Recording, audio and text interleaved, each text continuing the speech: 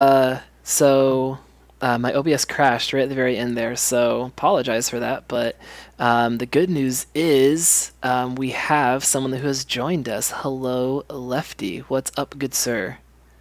Nothing much, man. They didn't make room for you in this game. They're already all in their respective spots. Are they really? Yeah. Bunch of jerks. Actually, like a lot of my, do you guys see this on stream? Like my thing is all disappeared. So let me actually, I know where the exit button is, so let me hit that. And let me bring this back up for us all. So give us one sec. OBS crashed. When it crashed, I think it took down my league with me a little bit.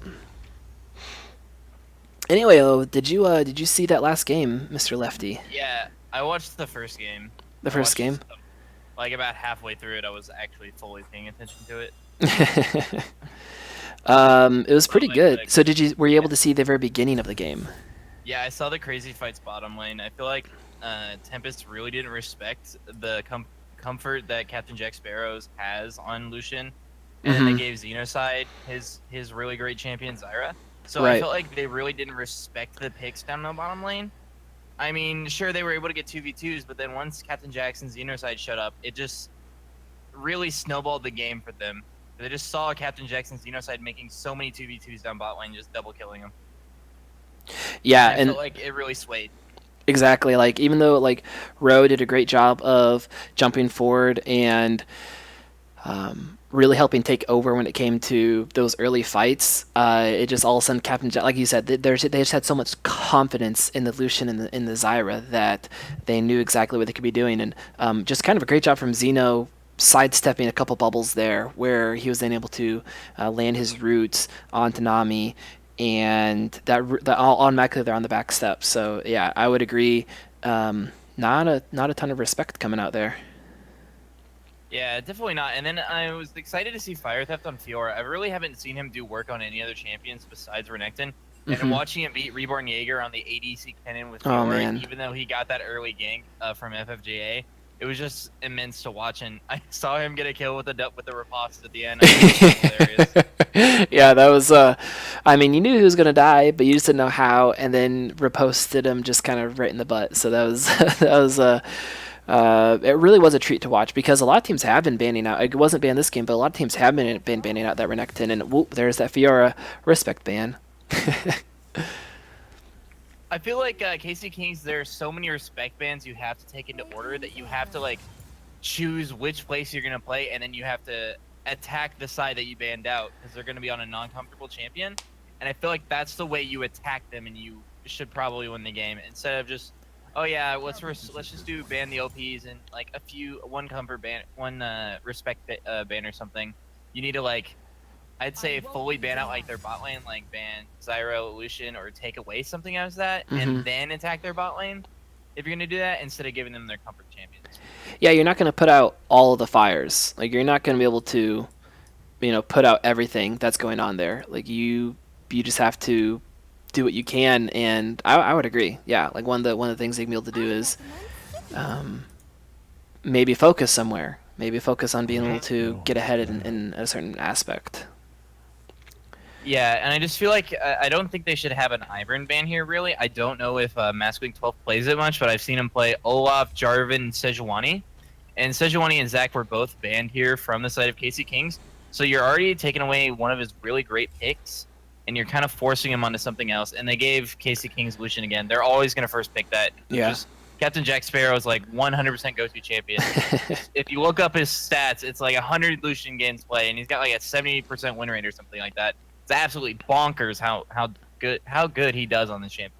Well, yeah, and again, I think a lot of that stems from when he used to be mid lane. Lucian and Israel are just so caster friendly champions, and we don't see him on an Ashe or well Varus maybe we could see him on, but we don't see him on those more auto attack or big ultimate type of champions. We just see him on the ones that can zip around and hold their own. So we see that Lucian and Zyra going back over. They did not listen to you. They should have pulled you into chat, and you should have had a talk with them about the Yeah, man, I bans. would have been like, listen here, you don't give them their best champion in the bot lane.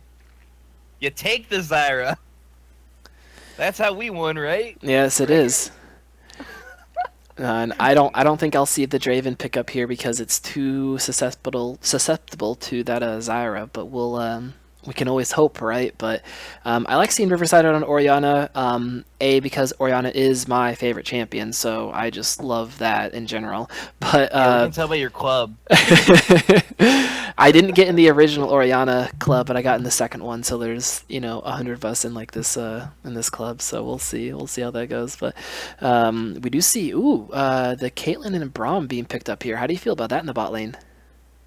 I feel like Braum, it's kind of a way to stop from their poke, because I feel with Nezula especially picking Xerath here, Braum is especially just going to stop so much poke coming out and probably defend them from getting their tower or like hit under tower, getting tower dive maybe. Mm-hmm. I don't think Braum's all that great in this patch in this meta, but he is definitely still able to be played, but it's just a very like situational champion. I would agree, and I think Syndra in this situation right here, talking about mid lane, I think Syndra does pretty well into Orianna. I don't like playing against Syndra as Orianna. Again, another stat of if it ain't broke, don't fix it. And I kind of have to question. I don't, Lefty, maybe but I'm not a fan of. Okay, the other team picked up their bot lane. Now let's pick up our bot lane. I would rather in that situation be able to pick up maybe our mid and maybe our support or maybe our AD or maybe just pick up. I think right there they should have picked up their jungler.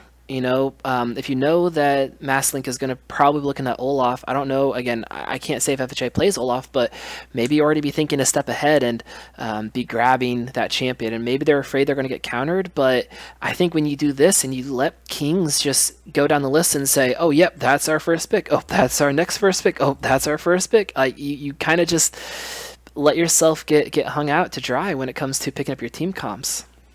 It's all depend. From what I'm thinking right now, it's all depending on the draft style. A lot of teams have a lot of different draft styles from what I've seen over the years. Say our team, we like to be like Kings. We have like a little bit of a set draft, and then we'll like manipulate it a little bit depending on what's being picked.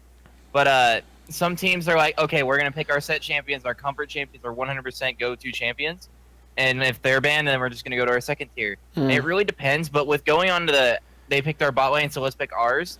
It really does help because you want to I feel like you should hide as many picks as you can. Like say if they haven't showed their mid laner yet, why would you just auto pick a mid laner? I mean, Orianna here was a highly contested pick, so it makes sense that they first picked it.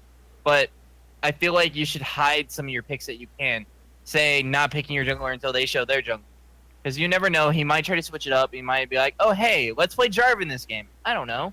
It's always really situational. All right. All I have to say though, from all of that, because and I think that is what Tempest is doing. I think you're in the mindset of Tempest, is that there better be some hype in the chat because this is Fire Theft's game plank. This kid used to only play game plank, and then I know they did like some nerfs or something on him. He went away. He wanted to become more of a concentrated top laner and be able to kind of put himself out there. But I I'm so pumped for this because Fire Theft on Gameplank just seems right. It just seems right to see Fire Theft on Gameplank in the top lane. I've never seen his Gangplank actually. Really? So I don't know what I'm gonna see coming out of here. But that used to be all he played. Skirmish top lane. I knew he was an OTP at once in life, but never actually seen him 100% go play Gangplank. Usually it was just they always threw him on Maokai or that tank or Renekton if he somehow went through.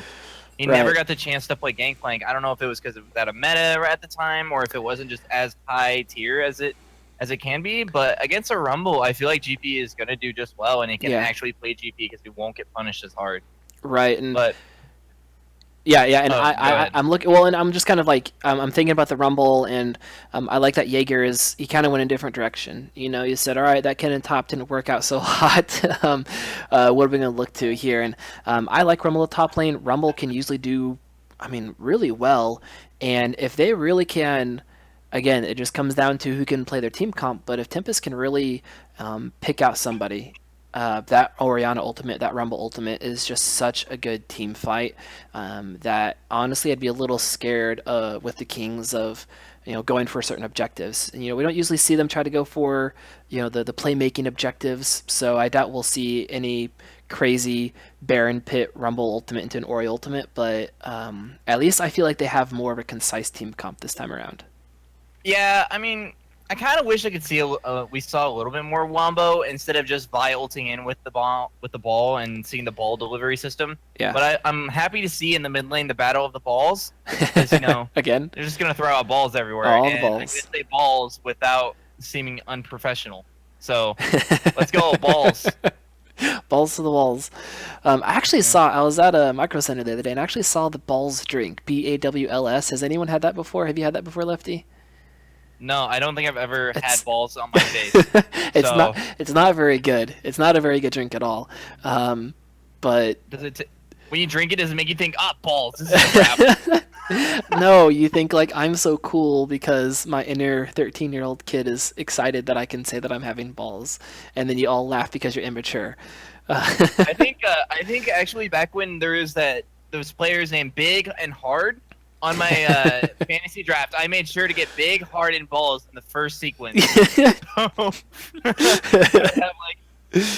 think Big and Balls were in the same role on top, so I would have Balls as my regular, and then Big as my flex. Yeah. So I would just have Big, Hard, and Balls on my draft, and all my friends are like, "You're an idiot. You're gonna lose this." I was like, "I didn't care in the first place." How did you do? Did you win? All right. No, I never won. I actually swapped them out. Oh, too bad. To salvage myself, but we should. I don't think we did this last time, but we should see if we can get a couple League KC fantasy drafts going on. I've only done it once in the past. My team did all right, but I think it's kind of fun doing fantasy drafts. So I'd be down for getting a group together. Oh, yeah. I was thinking about it once I saw that they were posting about it. I was like, yeah, this is going to be awesome. But I never get around to doing it. I would always do it with my teams, too, where I had a team at the time. Mm-hmm. But got around to it. Yeah. So we are getting into the loading screen here, and I'll switch over in a little bit because sometimes it's a little bit of lag behind. But we do have the Kings, and again, they are on the red side. We have Fire Theft on Gameplank, Olaf with Mass Link, Neswa playing Syndra in the mid, Captain Jack Sparrow and Zyra, same bot lane as before, with that Lucian and that Zyra respectfully. And then we look over on, we switch this back to the side, and then over on the Tempest side, we do have, let's see, because they never get in the right order. We have... I know, right? We have Jaeger on Rumble in the top side, and then we also see... FFJ again on Vi in the mid, and then mid we have Riverside, and I want to get this right, or I might just stop talking eventually. Oops, that switched. I didn't have my mouse over here. I had there them we go. switched, and then they went back. Yeah, that's happened to me. That's happened to me a couple times. When you're during the question marks. Yeah. I don't know, man. Anyway, but we now in the bot lane we see a big change up. We see Caitlyn and Braum. So again, Tempest really shaking things up, except for that Vi. Hopefully FFJ is able to stay confident, and we do actually see Kings doing what Kings seems like they always do, and running in as a 5-man.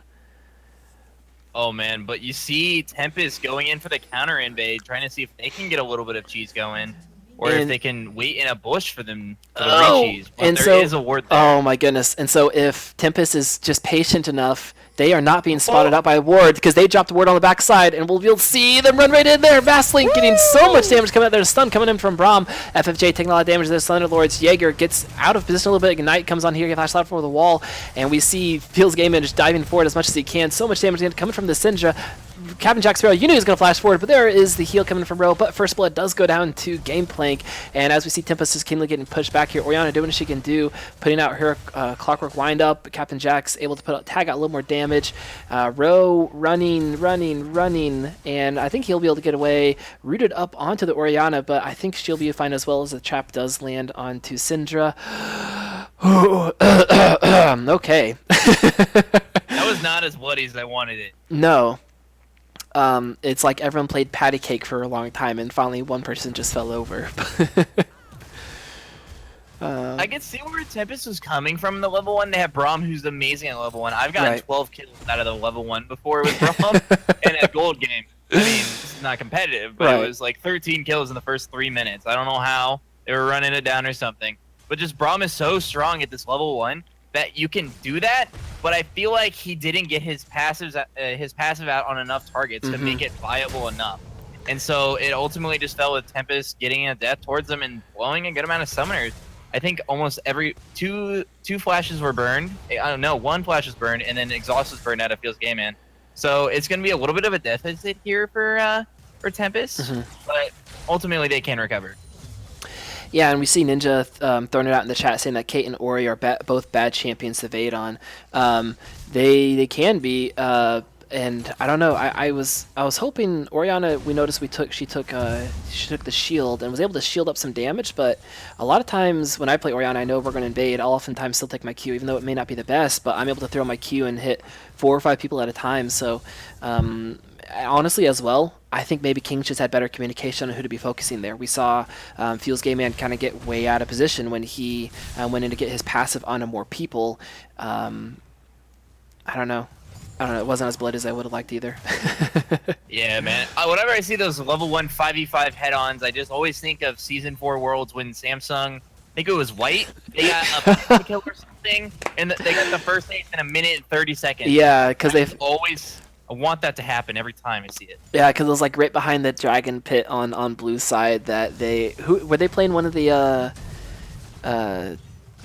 wildcard teams? I'm not sure, but I think it was the first game of Worlds my that year. It goodness. was the first day of group stages. And It was, yeah, that was just bonkers. That was just crazy. We see a lot of damage coming out. Feels Game Man trying to be able to tag out Xeno with the passive, but Xeno roots him back up and actually just puts more damage out with Captain Jack Sparrow coming up there and tagging him as well. So just kind of the same thing that we saw last time with bot lane. We see Lucian and Zyra hanging about a little bit here at the beginning and just continuing more damage. After you see FFJ pushing a lot of damage up top, or ganking up top lane. Fire Theft, who was up ahead. Jaeger taking so much damage from the minions, trading that off with FFJ. They get the kill onto Fire Theft, and it's a little surprising because Fire Theft was so far ahead, and we actually are seeing a failed gank coming in from Masslink. So just a great job from topside, even though that ward was there. So I'm not sure if they just didn't, if he used the blast cone to get over the wall. It doesn't look like he used blast cone. Did he just walk on up there and get the kill? I think I feel like he probably did take the blast cone is still there, but I feel like oh, the cheeky ignite coming in from Xeno and the drive-by. Jaeger does use. Actually, I'm going to say this: he blows TP into the bot lane and nothing happens. So kind of a waste there, and we see him kind of help push out that bot lane, but. Drive-by ignites, man. Those make you feel so sad. I actually see Kate get rooted up here and a lot of damage coming in. And did you notice that they don't even push? They just know they go up there, they tag the damage, and they just back out. They know they can't do much more, but they just say, "Yeah, we know we can do whatever we want with you." It's just I feel like they're just asserting lane pressure, especially when the Brahm's not there. And then even with the Braum is there, they just have so much lane pressure because Braum is not really a trade-heavy support unless if he's up in the fight. Yeah. And Zyra Root's not going to let him get up to you. So. It's just ultimately, I feel like he picked himself into this losing lane. Even though they had the Caitlyn, the Braum to counter and follow up with it is just not the correct choice. I felt like a Karma would have been better or a Nami again. Yeah, because they were actually able to hold up in the trade. Yeah, I would agree on the Nami for sure. Because again, we see right here, they're something else too is that Xeno's really good about taking control of that brush, and we see him here and just tagging out, getting some gold. Again, just asserting that dominance, like you've been talking about. Braum trying to get some gold back and proc his relic shield there. And you can talk about, we see, so there were some new changes to the support items, and you've been picking up support a lot lately. How do you feel on some of these new changes to the support items? Spelthy's Edge is by far my favorite of the change because it's the easiest one to get to the updated of the quest. The gold, I've never really played with the coin because it doesn't seem worth it to me. It just doesn't really give you that much of an advantage, and it's also a lot harder. You can get attacked a lot more when you try to go up for the stacks. And then Relic Shield, if you're not really getting much chance to take the farm, it takes you a lot longer. So ultimately, for the most efficient, I feel like it is Spelthy's Edge. Yeah, I remember I was watching, oh, here comes the root back onto Caitlyn. She tries to be able to use net, and a lot of damage coming back out there. One more auto attack's not going to be able to do it, and we see a big gank up on top lane. Fire Theft uses ultimate trying to get away from there. Mastlink going in the back line, but he actually gets turned on by both Jaeger and FFJ, and we see Riverside coming in for support. A little bit too late, but actually we see Nesua flash forward and use his ultimate. Only press R, which... we have a drive-by ignite, which makes you upset, and we have a flash R from Syndra. There's not much more tilting in League of Legends than a few of those things.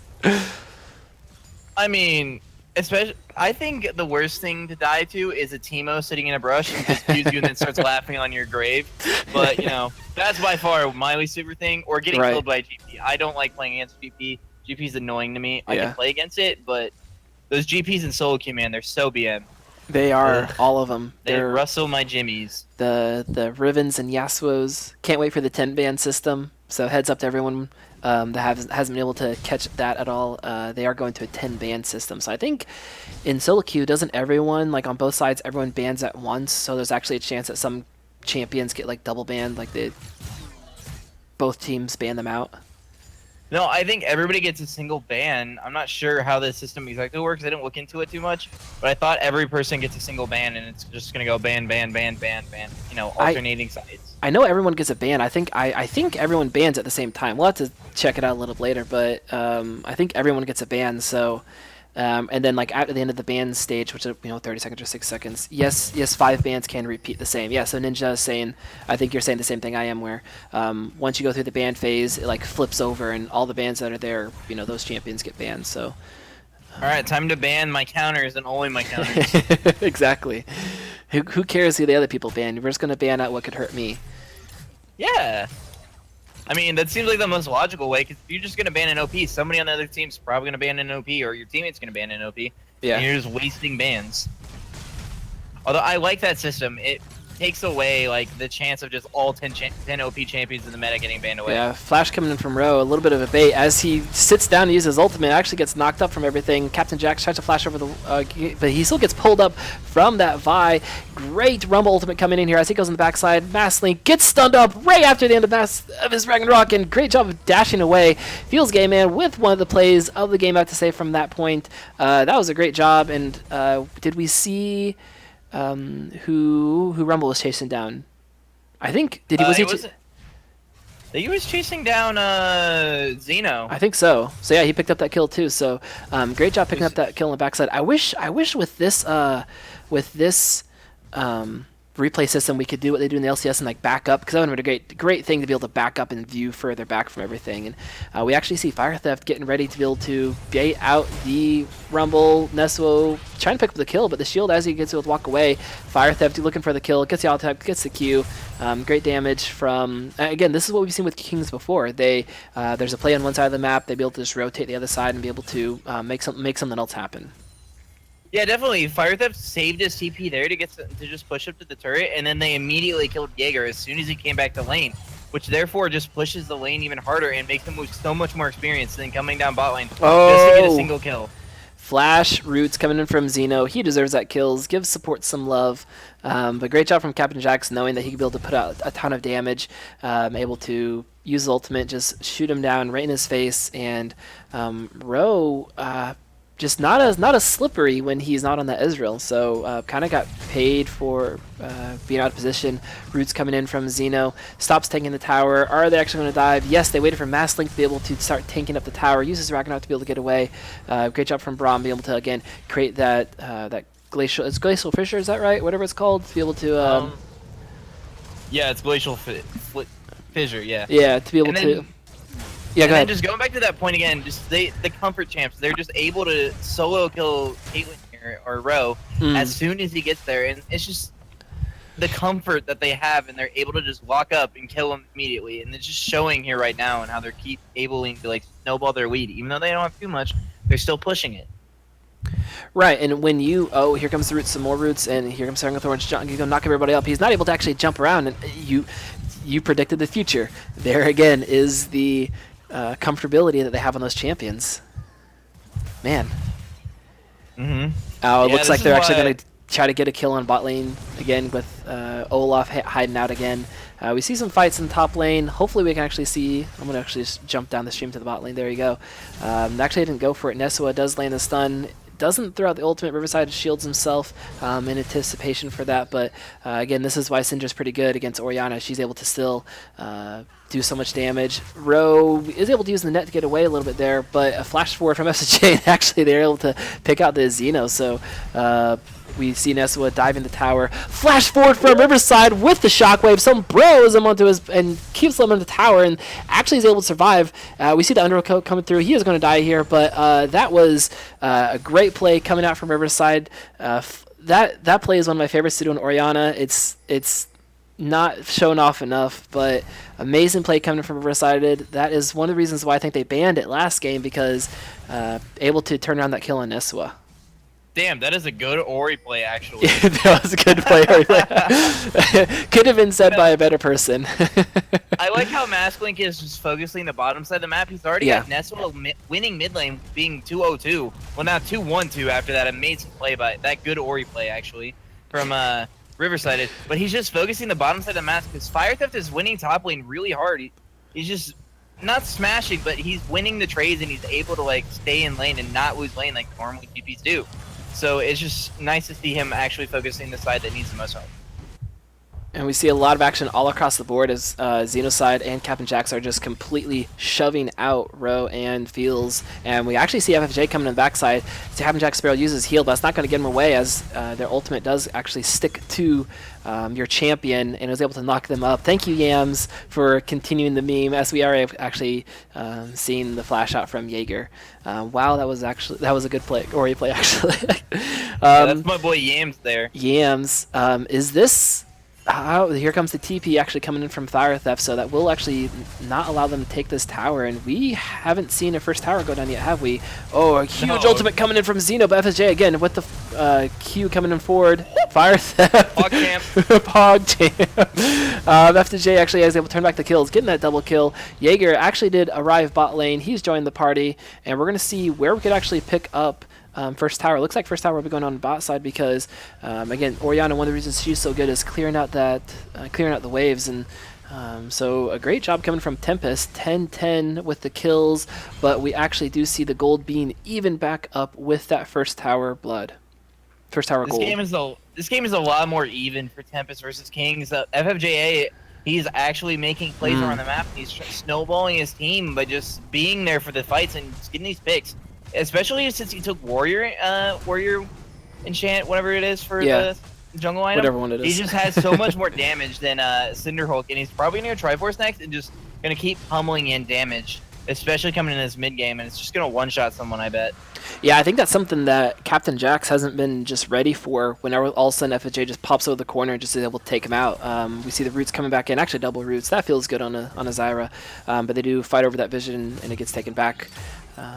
At this point, yeah, I think just using the ultimate is just to do some damage is always good. But yeah, you're right. 6-1 and 2 kind of came out of nowhere. Getting a double kill, getting that first tower of blood, and hopefully we're actually able to see FSJ really show off on that Vi. Because I'll be honest, like I think I've seen Vi like 3 or 4 times so far in League KC, and just always kind of falls flat on his face. So hopefully he can actually be able to show it. Yep, you're right. There is that Trinity Force build being started up. So looking forward for him just kind of getting over there and popping someone.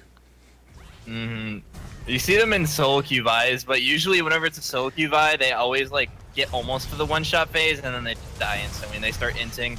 Yeah, and but here's... right here, we're seeing the one-shot happen. Oh! Okay, I was about to say, did they get too cocky and let him go? And actually, that was a great job from FFJ saying, I've actually got enough kills here. Let's get Jaeger further ahead. And so he actually does turn, and Jaeger picks up that kill. So this is kind of one of the reasons why Gameplay isn't played as much competitively, because if you kind of keep focusing him in the right situations, he's not able to get away. So it's a great Rumble ult coming out there. Red carpet slowing him down. And then we're actually able to see Vi just charge in there and pick up really did a lot of the damage, so that way Jaeger could be able to get the kill.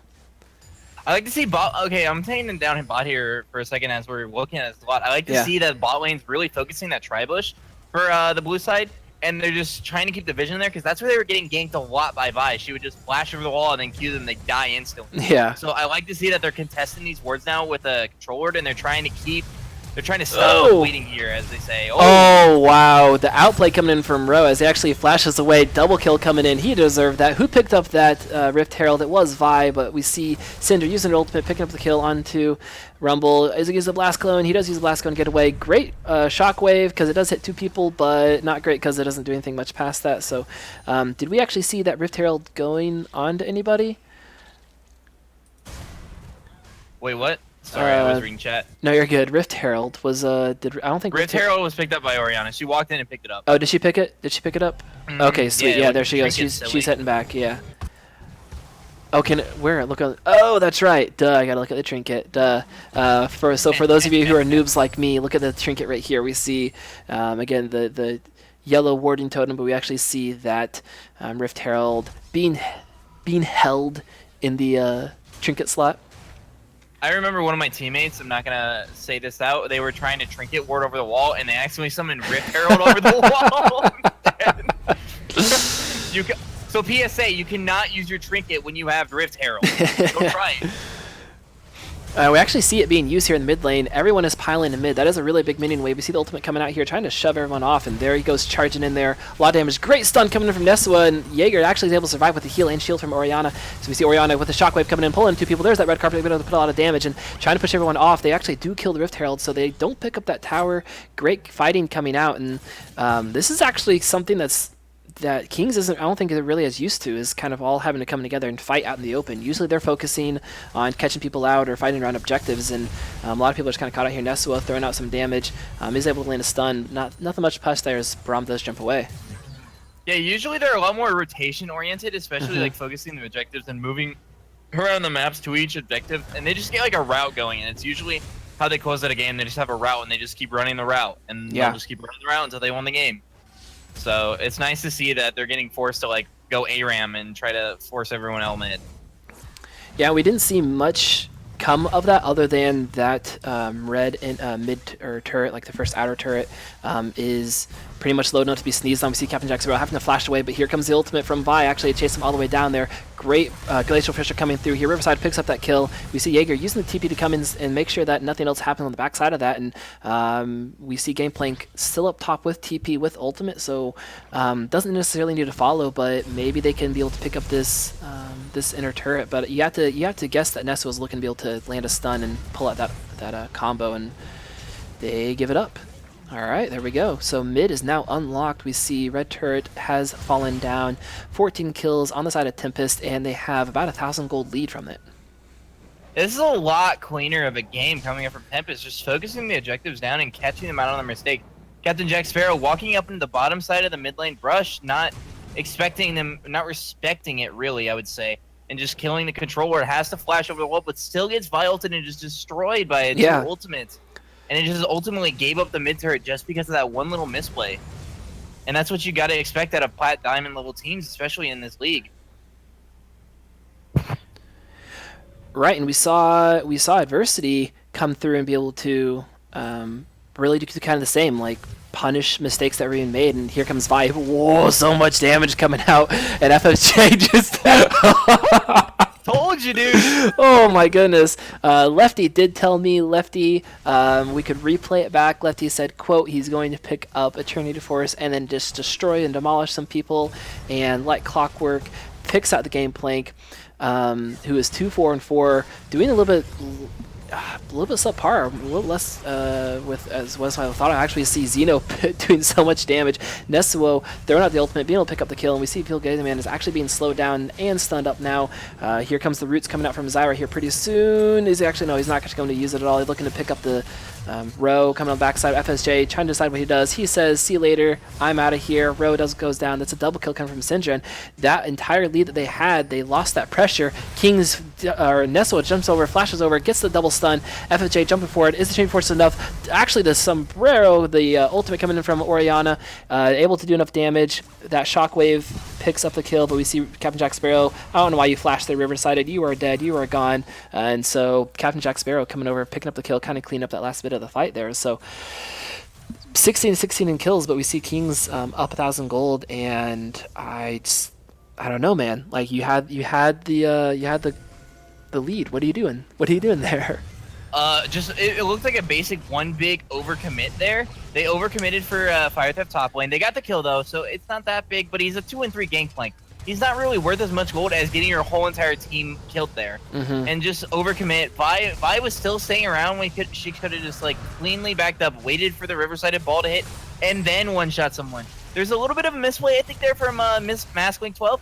He didn't finish off the Vi. Vi had like 100 health left, and then she was able to queue in. And I think she got her passive, and I think she's running courage. Yeah. So it got a huge shield coming in. It was allowed her to one-shot Nesua, and then with the shockwave, and it just kind of threw the fight a little bit there and gave them some gold back.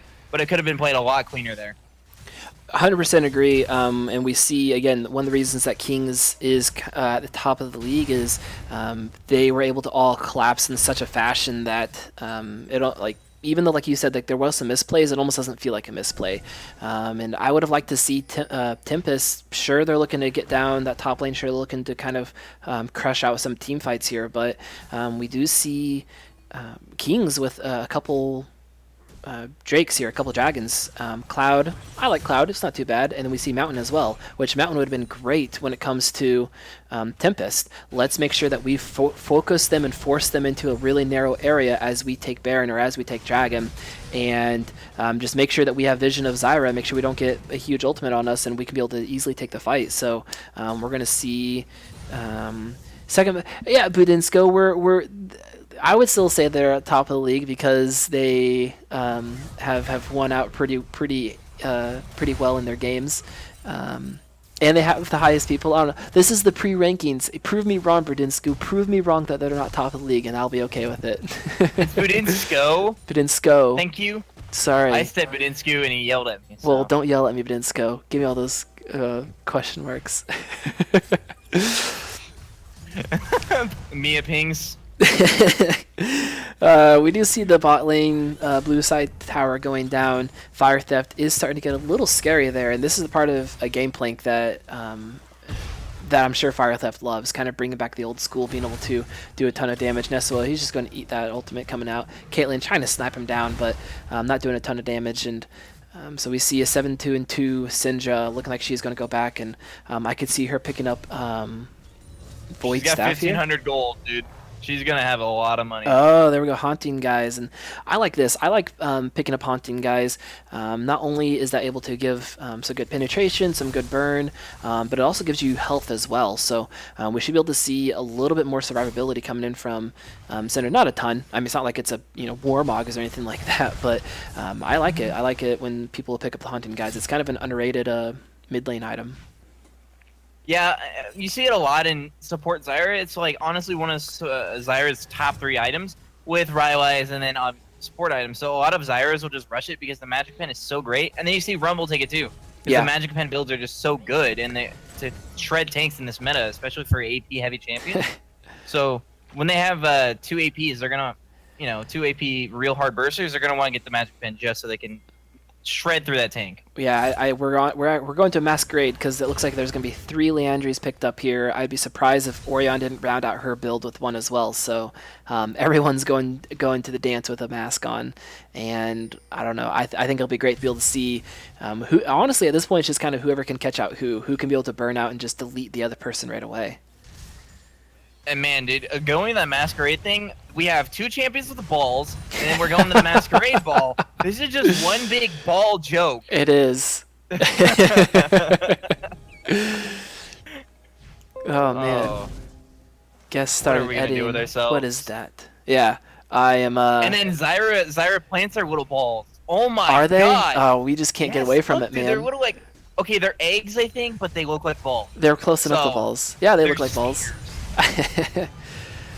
Speaking of balls, we see that stun being picked up by Feels Gaming as he does flash away. Rowe trying to be able to do a headshot from the net. A lot of misses there, but we do actually see Kings doing a great job of catching out that vision, and I'm loving seeing the high elo. Let's make sure everyone is having pink wards being placed out there, and look at Tempest right now. 4 pink wards, 4 control wards on their side, and I love seeing that because once they get control of the waves and are able to feel safe and comfortable, they can be able to run in like they are now. There's a ping on a Baron. They can clear it out with those control wards and hopefully be able to again pull into a a good team fight and be able to make sure that the narrow spaces that we see here are controlled by Orianna and Rumble. They still have to be a bit careful here, though, just because Fire Theft is playing GP, and that GP ult, you've seen it so many times from Tobias. He gets like a pentakill in the Baron just because he ults in there. Orianna using Shockwave on Mastlink. Mastlink not using Ragnarok just yet. He's trying to make sure that he can be able to get away from this, and we see him trying to bait in. The roots actually do land onto Orianna. Zhonya's Hourglass makes it so he doesn't get stunned by Nesso, and Nesso looking to be able to put more damage. Actually, Captain Jack Sparrows is caught up by Vi. Here's that ultimate you were just talking about. Ro in the middle of all of it getting hit out by so much damage from Captain Jackson. Actually, he does go down. Nesso not being taken down yet, and we see Zhonya's Hourglass coming in from Jaeger as he is able to spit out some fire. Jaeger on the backside actually does get taken down. Nesso looks like he's also going to get burned out. Double kill coming in for Rumble, and Braum picks up that kill. He's not going to get burned out on the Rumble. He does shield, so he should be fine, but actually gets picked up on the backside from Zyra. Double kill come from Braum. Who's going to win this fight? We will never know, as Fire Theft actually as Fire Theft just completely just takes out the tiny... What mastery is that? I don't even know what mastery that is. Mastery 4. Mastery 4, Braum being taken out by Fire Theft. So we don't see too many Clown Fiesta fights, and I don't think that was quite a Clown Fiesta. Definitely more of a Masquerade Ball Fiesta, I guess, at this point of everything. But everybody's just dancing around each other. Yeah. You know. One little thing I saw there was Captain Jack Sparrows did. Why do I say Sparrows? He dashed into the entire team to deal a lot more damage, but it just got immediately Braum shielded, and he just stopped all that damage coming in, and then allowed FFJA to ult onto Sparrow. Although he ended up living and then died later, but they got FFJA because they split the focus as soon as he dived the backline. But it was still, you just don't like to see that sometimes. And then I think it was pretty funny that Jaeger died to minions. He was trying to kite away from Fire Theft, and he died to the minions. Yeah. From, Ro throwing out the ultimate, getting some poke out there, and it looks like... So glad I don't live in Kansas. Hey, now Kansas isn't too bad, man. But we see Kings trying to regain that vision on the backside of that fight. Bedinsko lives in Missouri. Yeah, all the best players live in Missouri. They all live in Missouri? Is that how it is? Zeno, get out. Zeno, get out. All the best players are from Kansas City, Missouri, not Kansas. Twitch chat says that was a Clown Fiesta, so... Awkward. Toast. Of course, we are an interactive group here. Of course we're going to read chat. Yeah, we read your memes. We read all the memes. Orianna has had some good plays, actually. Ninja's hurt. He's not from Kansas City, Kansas, or Missouri. Oh, no. So, QQ. QQ. Poor Ninja. Sorry, man. Alright, so back to the game. Again, pretty close when it comes to kills, but we do see Kings with that lead, just under 3,000 gold. So we're looking to be able to see, again, how can they use that, how can they pressure that forward. And honestly, I think Kings are doing a good job of making sure they keep vision. They usually do quite a good job of this. And again, like what you had said before, if they can get on that rotation, if they can kind of get that dance going on, again, bringing it back to the Masquerade and the balls, but if they can just make sure that Tempest just isn't able to keep up as they move from objective to objective to objective, then they are really able to take care of this. And we see a stun, so much damage coming to Mastlink because they just can't do anything. Feels Gay Man with the shield, actually able to make sure that no one other follow-up coming in from Xeno on the backside. Fire Theft showing off his mastery now as they all fight over these wards. Ultimate coming out does hit Mastlink, kind of tickles him a little bit there. Traps coming out, Xeno side does actually root up onto Bard, but not much is coming in past that. Again, Kings keeping control of this river, making sure that they have vision of what is going on there. Looks like they are fighting over. Here actually comes the red carpet. Xenocide actually is picked off. He's not able to drop his ultimate. Gameplay throwing down ultimate. Actually is trying to zone a lot of people. Mastlink going to the back line. Ro actually is able to keep going on without damage. Fire Theft has to flash out from the being low. Great job from the guest official picking up the kill, or picking up the knockup rather, and Captain Jack Sparrow does go down. Double kill coming from Orianna, and that last kill actually is going over to Jaeger. Great job. They didn't see Jaeger come from the other side, and he actually was a great job throwing down. Did I say? Wait, did I never said Bard? You're making up stuff. But we were actually able to see them pick up Baron, and this is what I was talking about before. Like they're able to just force that fight. Yeah, they're definitely taking advantage of Kings and how Masklink was just stepping up into Caitlyn trap. He took over half of his health and damage just by stepping in a Caitlyn trap to face check a brush. And then they took advantage because they tried to do what they normally do, and they dance around the Baron and try to be like, hey, come at me, bro, come on. And Tempest came at it, and they smacked him right in the face. And now we're going to see what Kings is going to do against this. Yes, we see Bdinsko pointing out that the top team did get aced, which teams get aced all the time. I don't know what you're talking about. But no, I think that was just a great job from Tempest. I don't know, that ultimate coming in from Rumble. Usually you don't see an ultimate like that kind of just come in the middle of like the river or something like that. Usually you see that like more trying to cut people off or trying to, block off an entrance or an exit or something like that. And he just kind of threw right down the river, and it just caught everyone by surprise. Team KC would have gotten cleaned ace.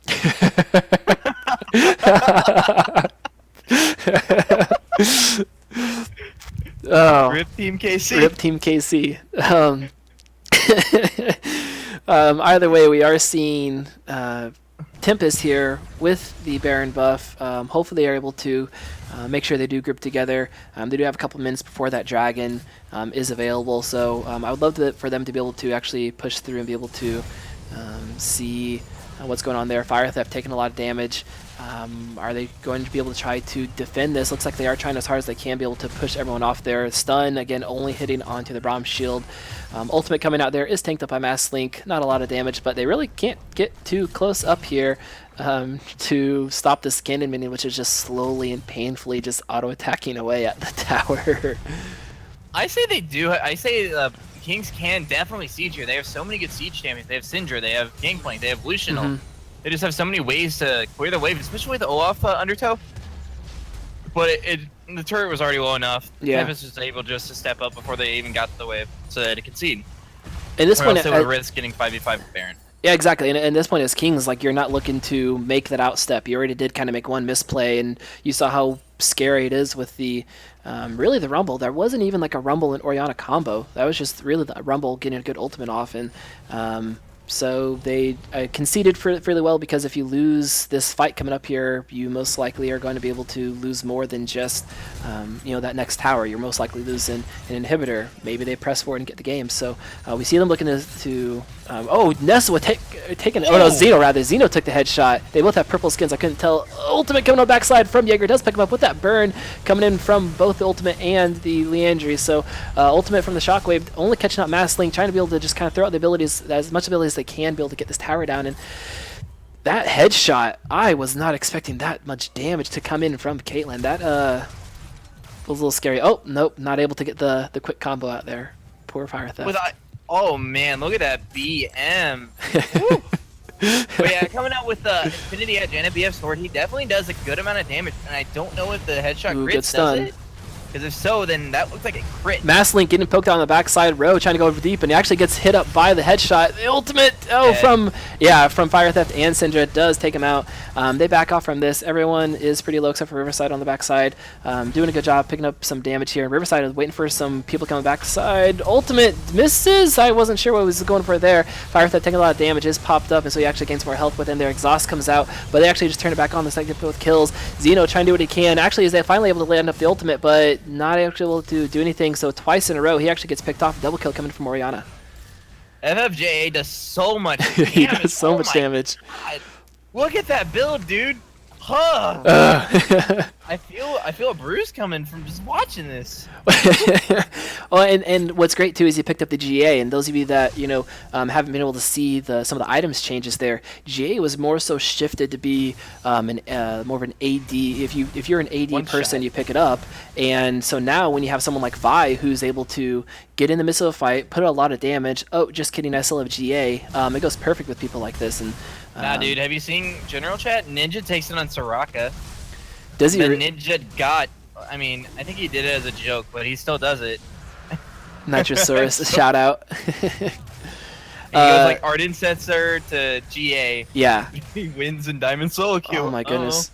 So we're seeing a 3-6-14 row, but here's the thing though, 301 CS against the Lucian with 206, and we talked about before there's that comfort that Captain Jax has on the Lucian, but I think that Vi honestly kind of caught him off guard a little bit there a couple times, and he just gets taken out so quickly. And when you have someone who can stick to a Lucian and not allow him to put out his damage and dance around, you're going to get them to 3-7, I guess. I mean, it's just been great to be able to see.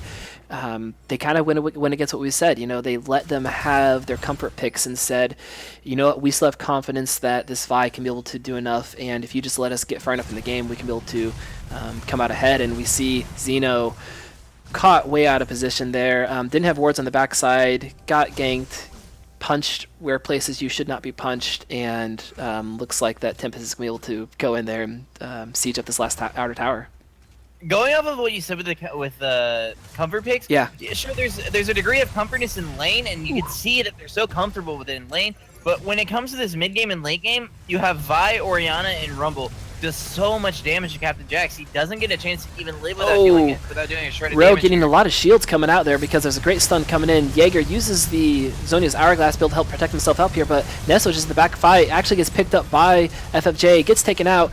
Shockwave only picking up Masling again, but wow, they turned around that fight so well. Ro got hit by Xeno, or not Xeno, by Syndra there with just a great combination, and I thought he was going to be going down or at least out of the fight, but he got so many shields coming in from the rest of his team that he was able to then turn around the fight, put out a lot of damage, and he himself, he does have a GA, I honestly was not expecting Tempest to be able to do that well in that fight. Great job from FSJ picking up the kill onto Syndra, picking her out of position.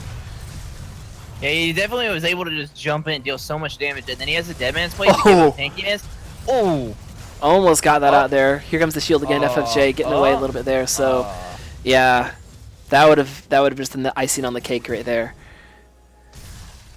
But so, going off of that, FFJ was just able to 100-0 Nesua right there without even... Nesua didn't have any summoners, so it was just a 100-0 instantly from a jungler. It's just ridiculous how much damage FFJ is doing here. And FFJ also has comfort on Vi. I think he has like 150 to 200 solo queue games on Vi.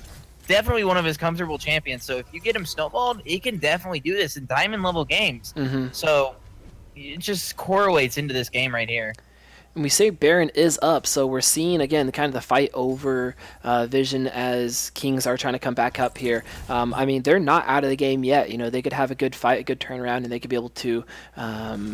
I don't know if they could shove it down and take all the towers in mid and completely clean up the game, but they could definitely bring themselves back in from this losing position with one good fight. And we almost saw it in that fight. Nesua, who doesn't have an hourglass or anything like that to be able to keep himself alive. So, check this out. We see a catalyst on Olaf, which means he's going for the running it down mid item. Yeah. Well, what is I always call it like the Shurelias, but it's not the item anymore. I think it's like something Righteous Glory. There you go. Yeah, it is Righteous Glory. So we'll see him be able to dive in there. And actually, Baron, it looks like it is getting started up right away. We see the pings coming in from Kings as they know it's being started up here. Reborn, Jaeger trying to do what he can, lays down the red carpet, but it is actually taken down already. Masslink completely caught out by himself, trying to do damage onto Riverside. Not going to happen. And Jaeger does flash out, but he already did what he needed to do. He held him off, and here comes FJ. Someone's going to die. He's going to be blown up there. Almost a one-shot. Double kill coming in. They're not actually able to get away, but that Hex Tech is going to keep him alive. A lot of damage coming in from the plants, but shield from Orianna will keep him alive through that entire engage. And that's just kind of sad when a Vi can just ult really extremely way out of position far away and still be able to get out alive. Chat's spamming Righteous Glory. Righteous Glory. We got there. Don't worry about it. That Baron was their way to swing into the AK gold lead. But it was so sad just to see him try to run it in there, but he couldn't get there in time. Thomas Hex Drinker, not Hex Tech, Hex Drinker. Sorry. Hey, dude, it's all good. It happens. Chat's just being a troll. Yam's they are. Troll. I would rather have them be a troll and say things, as we see Ro just on the opposite side of the wall, kind of doing what he wants to do at this point. All right, come on, Tempest, close us out, guys. Don't get too out of. Oh my goodness. We see Ro just not being afraid of Cinder, who could blow him up right in his face, and gets rooted up there. Ro trying to do what damage he can in back line. Great Glacial Fissure coming out, picks up a few people. Again, the Shockwave only pick out Masslink, and we see a pause coming out. Mark D Seed. A Mark D Seed. Oh, that's why he didn't. That's why he wasn't doing anything. He was just standing there for a second. Just got him one shot. I mean, and we're not as fancy LCS. We can't rewind and go back in time. But let's be honest, No, not a remake of Disco. Remake No, the it game. is. There is no way this is a Dude, remake. 41 minutes, dude. He DC'd at the very end of the game. You have to remake that, dude. That's unfair. It's unfair that a team was up by 11,000 and was going to That's win the completely game. biased. What are you talking about? Remake. I don't think we'll see a remake here. I remember going to game on, and my entire floor, we lost internet in the middle of a game. I was just ganking mid at 5 minutes, and I had the greatest level 1. They didn't expect this, and so I had to go back into the. We had a remake, and I had to go back in and do this and try to think of a new level 1 strat against a Whis on Hecarim, and I got solo killed. I was just like, "Are you kidding me? This remake Yeah. screwed me over! No!"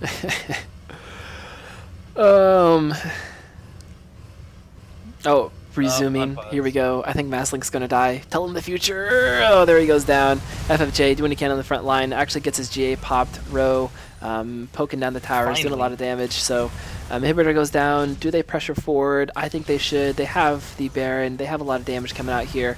As everyone gets poked out. Double stun coming in from Nesuo. But the zoning, command dissonance. It looks like Feels game it actually does go down. Captain Jack's doing the can on the backside. Row again, we know he's going to spam that. Nessa will get caught out, just a headshot. Boom, right away, right as he gets caught out by Command Dissonance.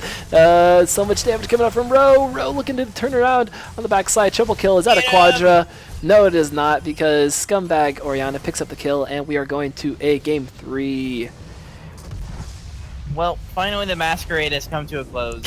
After 41 minutes. 41 minutes. We finally figure out who is the best answer. And it is the team with the least balls on the team. And the least mask. So. Alright, we gotta check this out. It was a really nice game from Tempest. They were losing the laning phase and they came back around the mid game. FFJA just completely stomping in this game. Well, how much damage did he do? 27,477 damage on that Vi. I mean, it doesn't sound as good on paper. The dude was one-shotting people, okay? Yeah. We can't, discredit it. Absolute monster coming in. And I feel like for game 3, they need to respect it, and they need to be like, hey, we need to track this jungler way better, because he was just flashing over the wall and double killing, getting a kill bot lane. And it just allowed him to snowball and pick up kills and allowed him to gank more places and get more damage down. Alright. Game lobby is full. RIP. He didn't say they banned out Ori. I'm reading Aether's. They didn't say that. Yeah, it was Tempest that banned it out. He never said it. You're making stuff up. No, I would agree. I don't think it's ban worthy. I think it's just let's put our heads together and focus on where our junglers tell them the lobby's full. I can't join. Oh. These monkeys, man. Team KC wouldn't have let Caster not get in. Yeah. I got your back. We're getting in there. There we go. No, Badisco's too much of a wild cannon. We can't do anything. Badisco, we'll get you in here. We'll get you in here another time. You're too much of a loose cannon, man. Monkey's team is 0-2. I mean, hey, there's a difference between being a boosted monkey and just being a monkey. Neswa, he is the king of monkeys. He's like the Winston of monkeys, and I'm like Harambe level. Oh. So I'm dead. But your memory I will lives ascend. on. Yeah, I will ascend. All right, so let's think about picks and mans coming in here. I don't honestly see Fire Theft. Sorry to disappoint you, Lefty and Spirit Bear. I was slightly disappointed in Fire Theft. Me. I was disappointed in your game plan, not in you, Fire Theft. I wasn't disappointed in you. No, I would never be disappointed in you, Fire Theft. No, all right, focusing on picks and bans coming up here. Do you see much of a change coming in from picks and bans? I hope they ban Lucian. Nah, they shouldn't ban Lucian anymore. Yeah. I feel like they should probably focus another jungler out of FFJA, I would say, or at least in the next game they should be, like I said earlier, be more attentive of FFJA, just knowing where the jungler is and knowing what the jungler's intentions are, because it seems like Masqueling 12 doesn't really get effective ganks out. Maybe that's just because he's picking Olaf and he's running under a push turret. It just doesn't seem like he's getting effective ganks off. While FFJA was always popping out with a kill or an assist out of every single one. Yeah, and that kind of I don't know if you heard me talking about before, like right before the game started, but that's kind of the differences between the two. We were able to see Mass Link with Game One able to really kind of help control objectives and control what's going around the game, and so they won. We see FFJ, he had his influence. He was able to push forward everything with their we want Silver Scrape. Oh my goodness, no, The I'm Mark not gonna Z do version, it. remember? Mark Z. We have to do it. All right, we find No, it. do it. Don't do it yet. Do it at the spectator delay. Just mute everything and just go at it. What about the lefty version? The lefty version. I'm trying to find which one did you choose? Silver It was like Mark Z remix. remix. The very first hit, you type in Silver Scrapes Mark Z. This is the first hit. All right, Like a found weird it. little like yin yang thing. Yeah. He says practice. They're not on, you troll. um. Yeah, I was asking if we're ready as well. All right, we're ready. All right, we're just all hanging out. Wait, so do we do it now? When do we do it? Wait, I'd say just do it now. Screw Do it it. now? Who cares? Yeah, do it now. Do it now! Do it now. Want to go anywhere? You, the Silver Scrape, going to game 5. No, that was the last game, Corey. God. I don't see any of you in the room, you troll. Be woo woo. Doo doo. Be woo woo. Chat asked when they received. Woo doo woo. Be woo woo.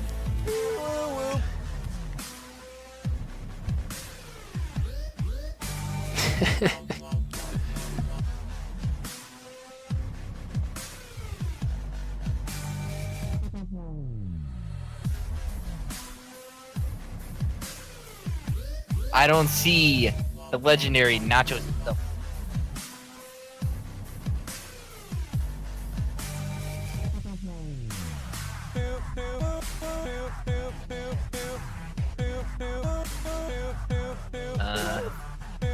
I'm trolling. They would never troll. Game 5.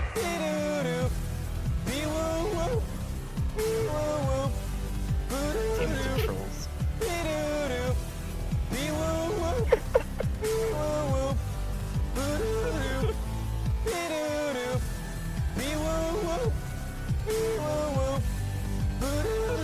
Oh, they're not trolling. Rip.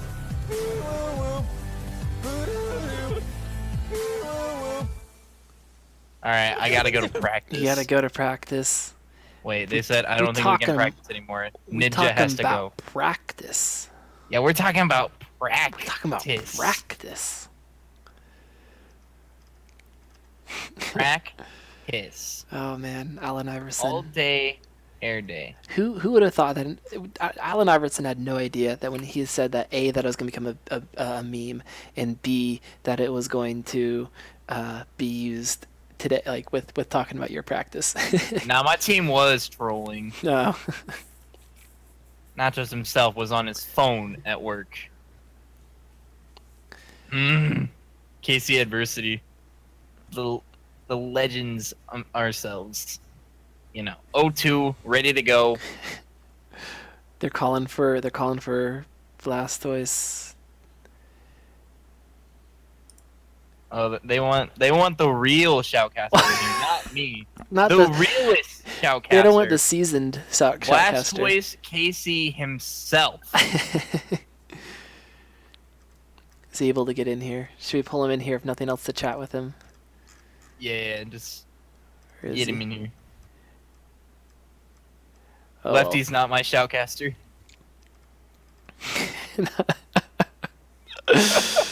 Oh man. All right. So yeah, we're just waiting. Again, if anyone else is just joining, in right now. Let's see here. Oh no, I'm not gonna pull Vinisco. If there is anyone, oh, I'm not staff. I can't pull you up. Just joining us right now. This is League KC. We are all tied up 1-1. This is Kings versus Tempest. I think both are 1-0. Is that right, Lefty? I think both are 1-0. Yeah, both of them Awesome. defeated KC Adversity in the same week. There's Blastoise. Oh, Hey, hello, good Heyo. sir. I was busy be-doo-dooping it in the chat. P2 it. All right, so we are joined again. This is the League KC LKC. We are joined by Blastoise. Welcome, good sir. Have you been able to pick up both games here? Unfortunately, I was not able to see the first game, but I did see. Not a true fan. I was able to see mid to half. I mean, half to the end of the second game. So, fortunately, I can't buy 2 cents from the first game yet. Fair enough. What do you think coming up here would be kind of a good strategy coming out for both teams? You know, whether picks and bans or team comps. What do you think you could see getting run back here? From the last one that I saw, I actually really liked the Braum pick that I believe Tempest picked up. I believe it was Tempest. I think that brought the necessary CC for certain champs that they needed to pick off. I felt like the last group that Kings had, they had the great CC, but it was like either you hit it or nothing happens. Like I felt it was a little harder for them to be able to get those picks necessary, rather than with the Braum you could auto, you have your Q. I mean, there's different ways that you can get multiple people, and I felt it might have been easier for them. What worries me though is that Tempest can have this lead, and the longer that the game goes, they find it really difficult to be able to close out these games. So that's one thing that they, I feel, need to choose certain picks as far as getting people so they can end the game quicker rather than stalling it out. It might be fear that, oh, what if we go on in and then we don't win this team fight? So I feel they drag it out a little longer than they should. Mm-hmm. But they did have the Caitlyn though for the late game, so it's not like it really mattered if they drew it out too long, because 6-item Caitlyn's just gonna like two-shot someone, so it doesn't really matter all too much if they dragged it out longer. But you like to see the chance of not having a throw possibly happen, so that's why you want to end earlier than you need to. Vinisco, I can't tell if you're trolling or not. He doesn't play Ivern, but picks bans here. We saw a few similar bans as the games before. We saw Ari, we saw Sejuani, and then on the other side we see Fiora and Ivern. But we see the Respect Caitlyn ban coming out for Ro. Ro has to be feeling pretty good about that. And then we see Galio being banned out against Fire Theft in the top lane, which I think is probably good. Galio's a little strong, I feel like, and so. We'll see. Yeah, and here's the thing. We see Zach being left up, who's really good. We also see Lucian and Lulu both being left up. So we're seeing Zach being picked up for Masslink, which is pretty good.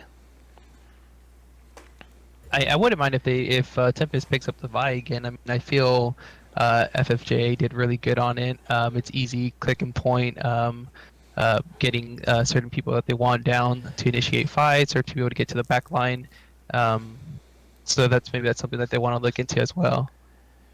I think this is targeted towards FFJA, because if you saw the game with KC Tempest versus KC Adversity, which I know Spirit Bear was probably there for, correct? Yes.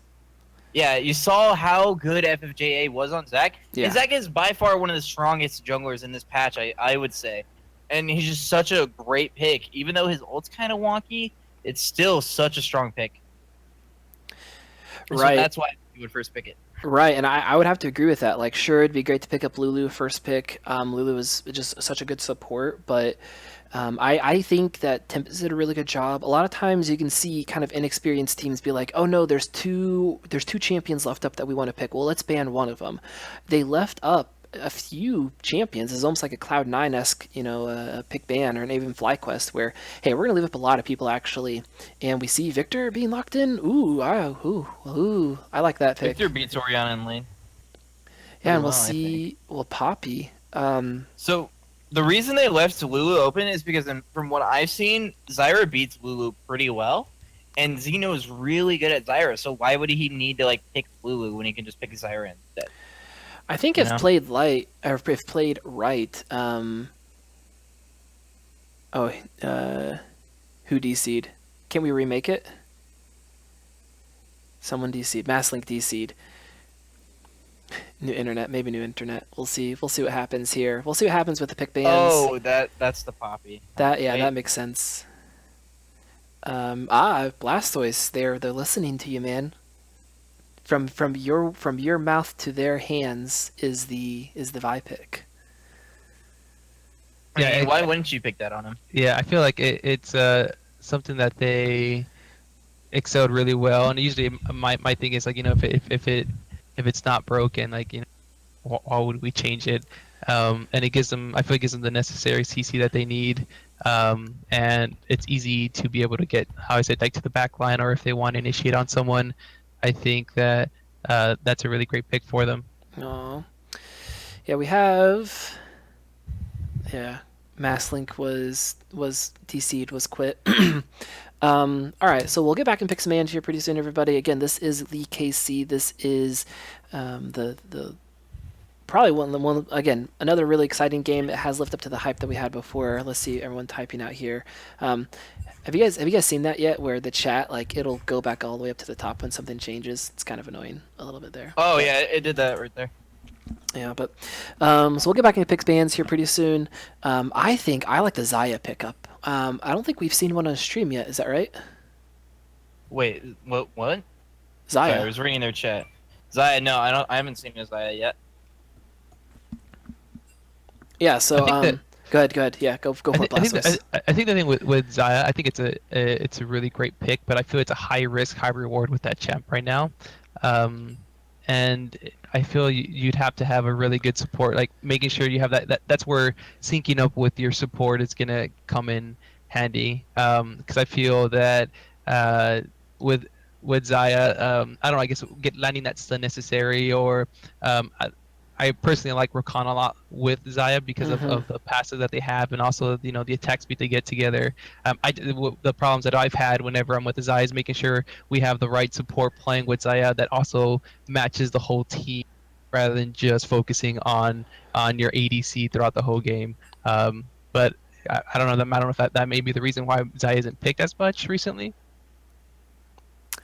I don't know. Like, I think part of it is just like everything's so new, and Zaya like is almost telegraphed with what she wants to do, and so I don't know. I do like Rakan. I'm actually kind of surprised we haven't seen more Rakan being picked up. He is just so dashy and fancy, and I think once we see EU and NALCS coming around, I bet we'll see some Rakan being played within the first week. That's my prediction. First week we'll see Rakan picked up somewhere. So I think that'd be fun to see them. But at the same time, I think Zaya is so good with that pick, because you look at the Orianna and the Lulu, and that automatically kind of screams kind of protect the AD carry, kind of make sure that we can be able to have a good team fight. And then you think though, like, okay, like, well, we can't really have too immobile of a champion because Zac can get to him pretty easily. And with Zaya, you see Zac jumping in there, well, then you ultimate back, and now you're out of the way. You can be able to immediately stun up people, and I haven't seen an Orianna Zaya combo yet, so I think that might be pretty fun. I completely didn't even know what you said. I was getting distracted. Basically, no, you're good. Basically, that Zaya was a good pick because of the mobility that she can create, and even though she's a little telegraphed with some of her things, the ability to be able to protect herself from the Zac jumping into the back line, I think will really help out. Yeah, I completely agree. It just stops really their all-in dive, and it's not bad. I mean, it's got a really great burst, and it's Rose like Craigasm champ. I was about to say, yeah, it's his bay. Yeah, his bay had it as his like Discord picture for like 20 years. Yeah, even day one that it was announced, like, came out with that. Sorry, I'm reading Twitch chat. Tempest just talking a lot. It's good. We don't have much else to do right now. Yeah, dude, memeing. Memeing. What they normally do. So, Spearbear, how was your day today? Are you enjoying these games so far? I've enjoyed these games very much. I think it was nice to be able to come into these games. I actually had my first day of school today, Ooh, and my watching. mind is just kind of exploded a little bit. So it's nice to kind of just sit back, shoutcast some League of Legends, have some fun seeing all the memes, have some good games, getting one on one. So it's been pretty good. I'm looking forward to after these games, be able to just like hang out and study more. Yeah, I completely agree with you, dude. The school that I'm at, my brain blows up every Yeah. day. Mm-hmm. Ugh. Well, they try to like stick 3 years of tech info to you in 4 months, Oh, so your no, brain that's does quite a blow up bit. a lot. Yeah. And this is one of my break weeks, so I just get to lean back, relax, study a little bit, maybe take a test, and just chill. So Blastoise, it's are a you nice off are for you me. cool like No, us and he's in not here. school? He's not in here. He's not in here. Did he leave? Yeah, he left a while ago. Did he really? I didn't even notice. I thought he was just being quiet. All right, fair Nah, enough. dude, he left. He leftied. What a lefty. Yeah, bro, he pulled a lefty. All right. While we're kind of at it, while we have some time, make sure you guys are jumping out and checking out our social media. Make sure you guys are hitting us up on Instagram, Twitter, Facebook, even here on Twitch. Make sure you guys are spreading the word. We're up to. Looks like I'm looking here. It looks like we have 35 people. So. I think it's great that we can keep bringing more and more people. If you are reading the Twitch chat and you don't know anybody in here, there is a little bit of sensitivity, but I think it's going to be fine at the end of the day. Just when memes become too much of a person's dream, we'll see what happens. But no, jump out there. Hit us up on social media. Make sure you guys are interacting, getting the word out. We'd also love to see everyone show up at Casey Game On.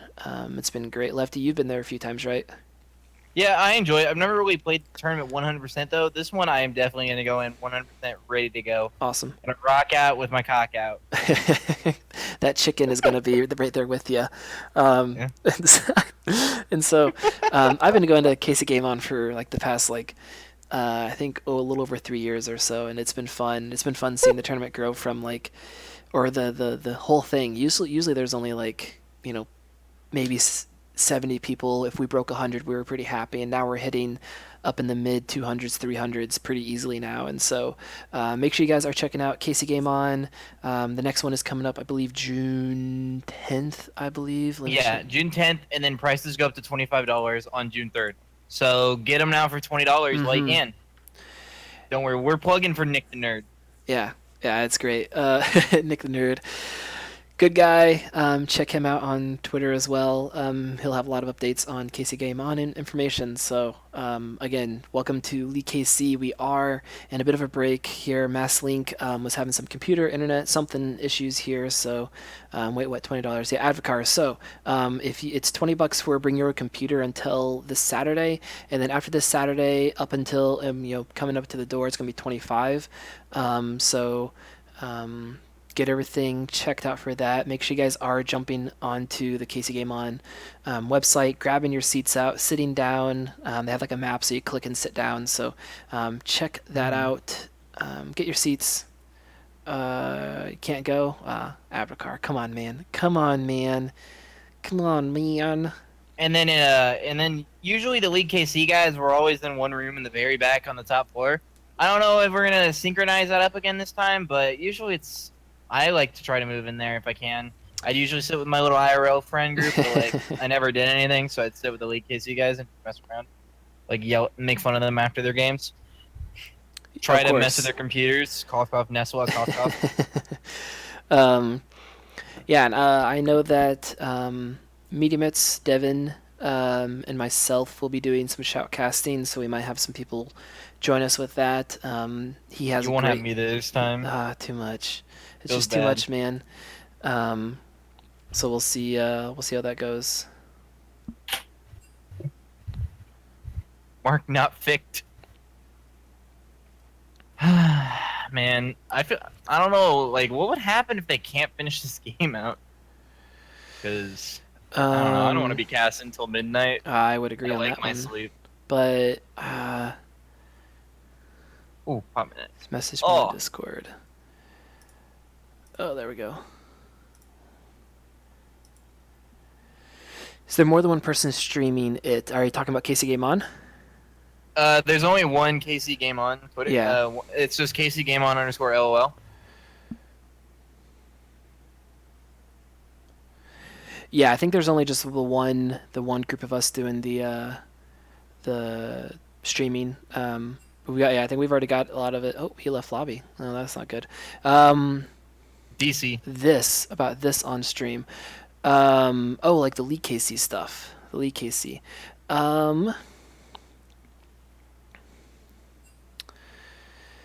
Yeah, it's usually it's usually like me or Lefty or Meaty Mitts.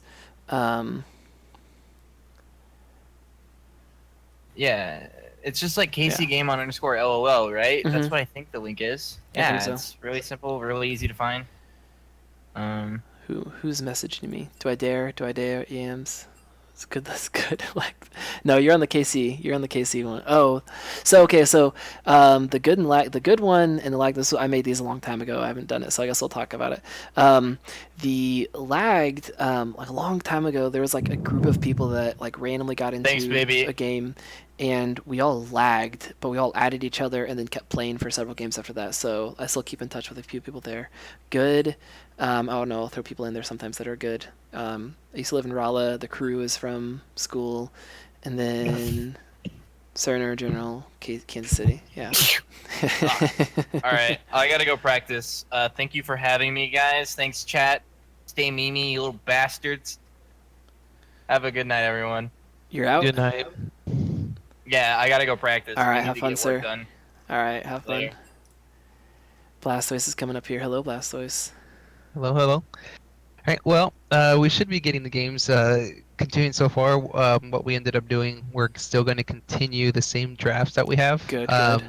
Instead of the Poppy, I believe it's going to be a Nami, and we're going to keep the same bands, and we'll go from there. I feel like that's the appropriate thing to do. So, yeah.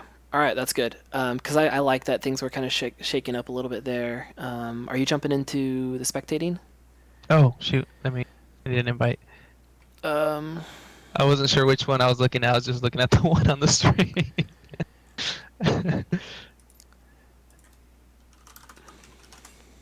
Oh. I don't see you. Are you just watching it on stream? I don't see you over in here.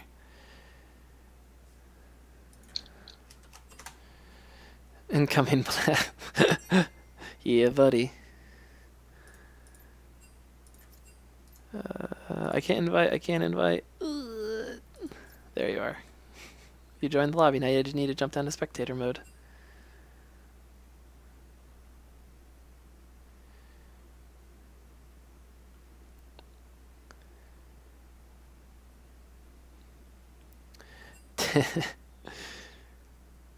Keep chats clean.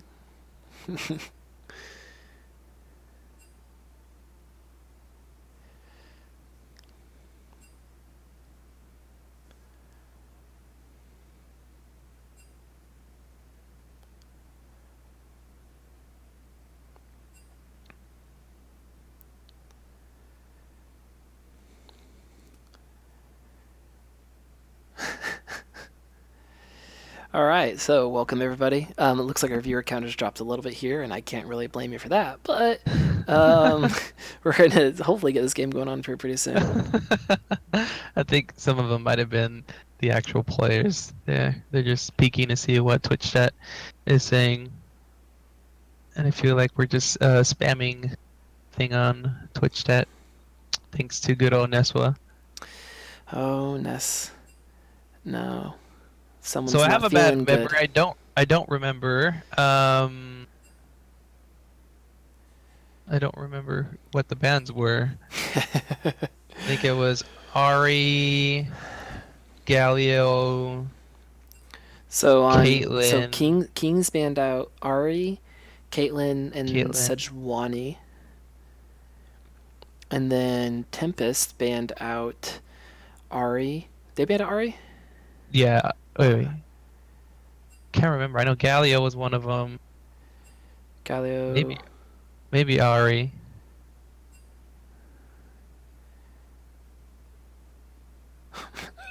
Um, Ebola. What? What was the bands? I'm sad I didn't. I should have written this down. That's why we always write all this down.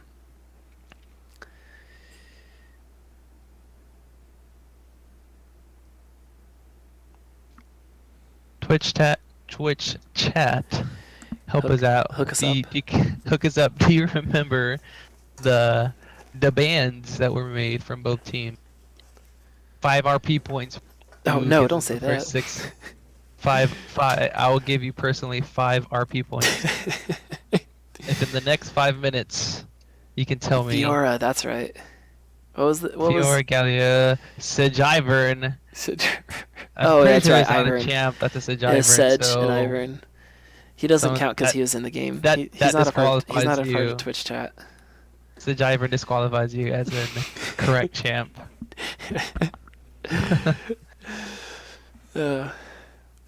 All right, that's good. Yeah, I forgot the Ivern. I wonder why. Does Jeff Ivern? Wait, who banned? What team banned Ivern? Tempest has banned all 3 games. Okay.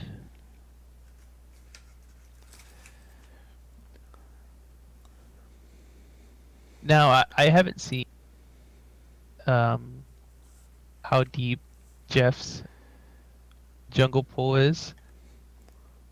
So I don't think, as far as like doing like different tactics, I don't think banning out FFJA is a possible thing. Just because I don't know if there's any other pocket picks that he plays as well.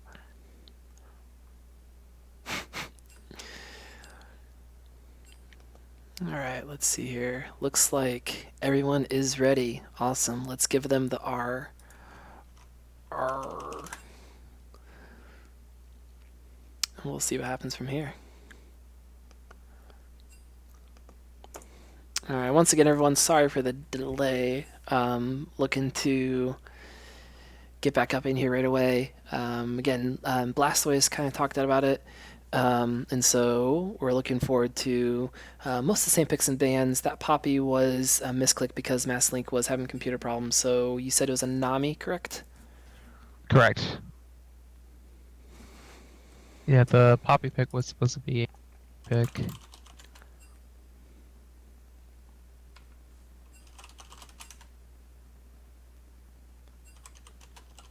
Starting.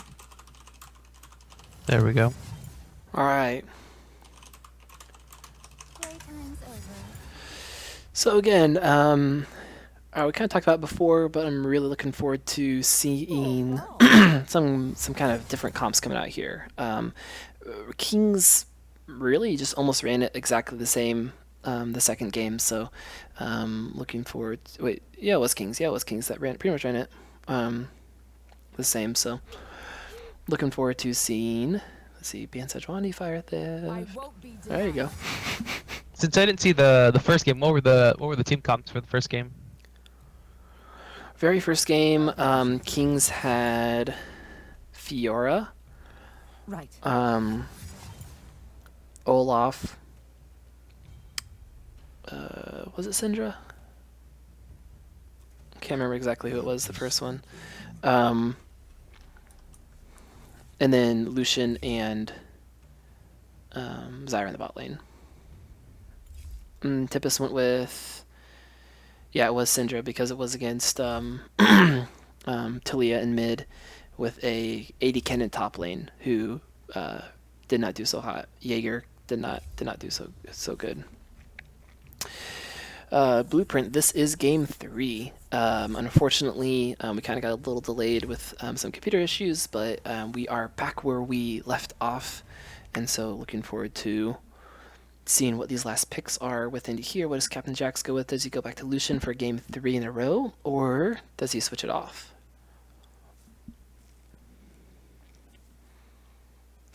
Game 6. I could see him going with Lucian again. I feel like Lucian probably does okay in Desire. I haven't really seen the matchup very much, so I can't really speak from experience. Ezreal, there we go. Ezreal, we talked about it before. He likes the more casting mobile champions, and so it's pretty good against the Xayah because Xayah, she'll, from her passive throws out feathers, and she can recall those feathers back to her. And if 3 of those hit you, they root you down. So Captain Jax has looked to be a little bit more mobile, so that way he can't get pinned down as much. And Nautilus coming in here, top Nautilus for Fire Theft. I haven't seen that in a while. This is actually a really good comp to protect the Ezreal and Victor. They have the disengage and they have the engage with the Zac and Nami. So that's actually a really good comp going for them right now. Yeah, we'll see how well they can do the Zac and the Nautilus with getting an engage, because if Victor has the time to just kind of set up and just put out, a few rotations of spells, I don't think very many people are going to survive that. So we'll see what they answer with in the top side. For Jaeger, again, I don't know Jaeger that much, so I don't know what he could fall back onto. So this is going to be a good surprise for me, hopefully. Oh, Vladimir. Okay.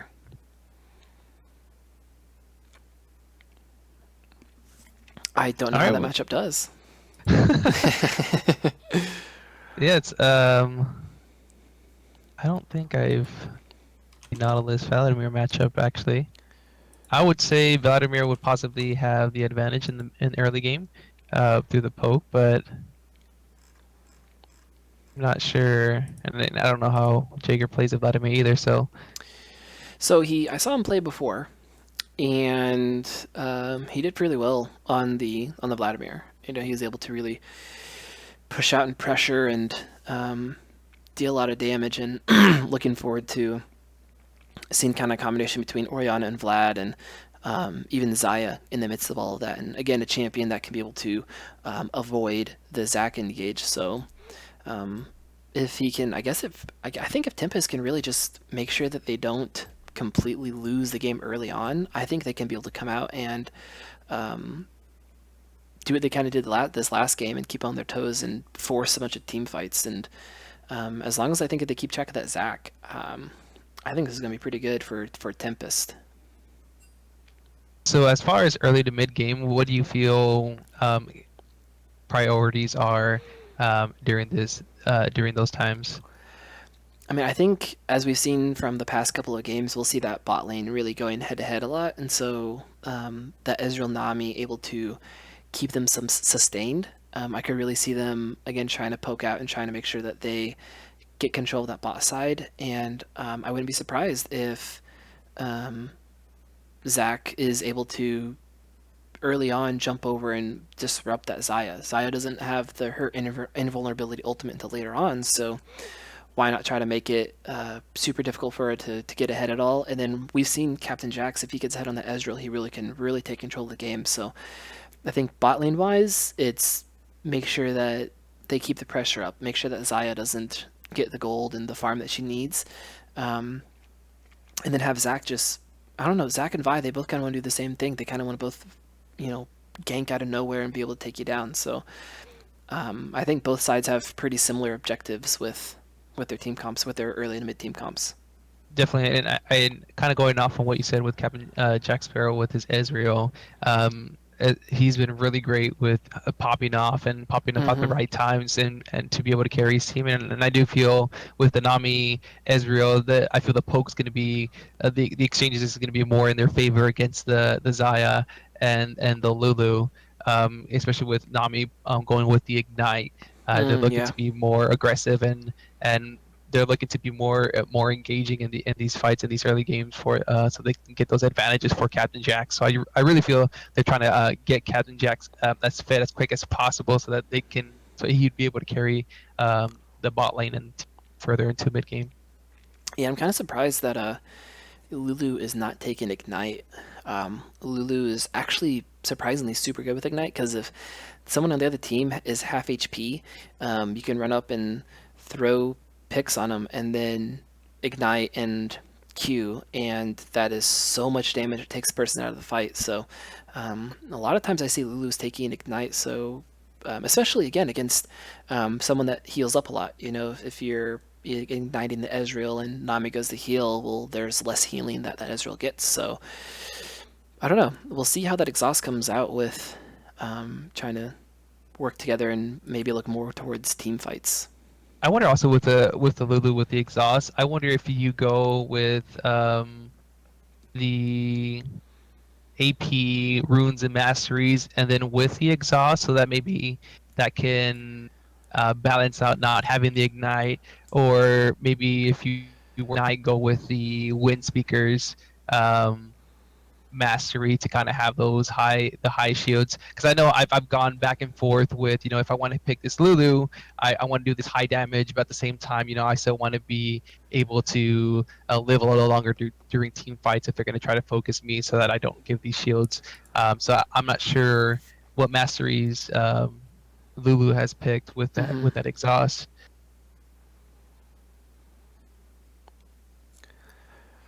It'll be pretty interesting to see how that bot lane plays out for sure. Maybe they did take exhaust to say, hey, we're actually going to play this super safe and we're just going to make sure we don't die. Maybe that's their approach on it. So we see Victor with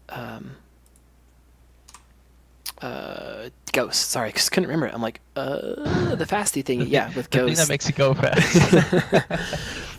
We see him with Ghost, and so I think that'd be pretty great for being able to chase down Zaya or Oriana and try to make sure that they can dodge out their abilities. And as I move that around, they weren't as out of order as they have been in the past, so that was nice.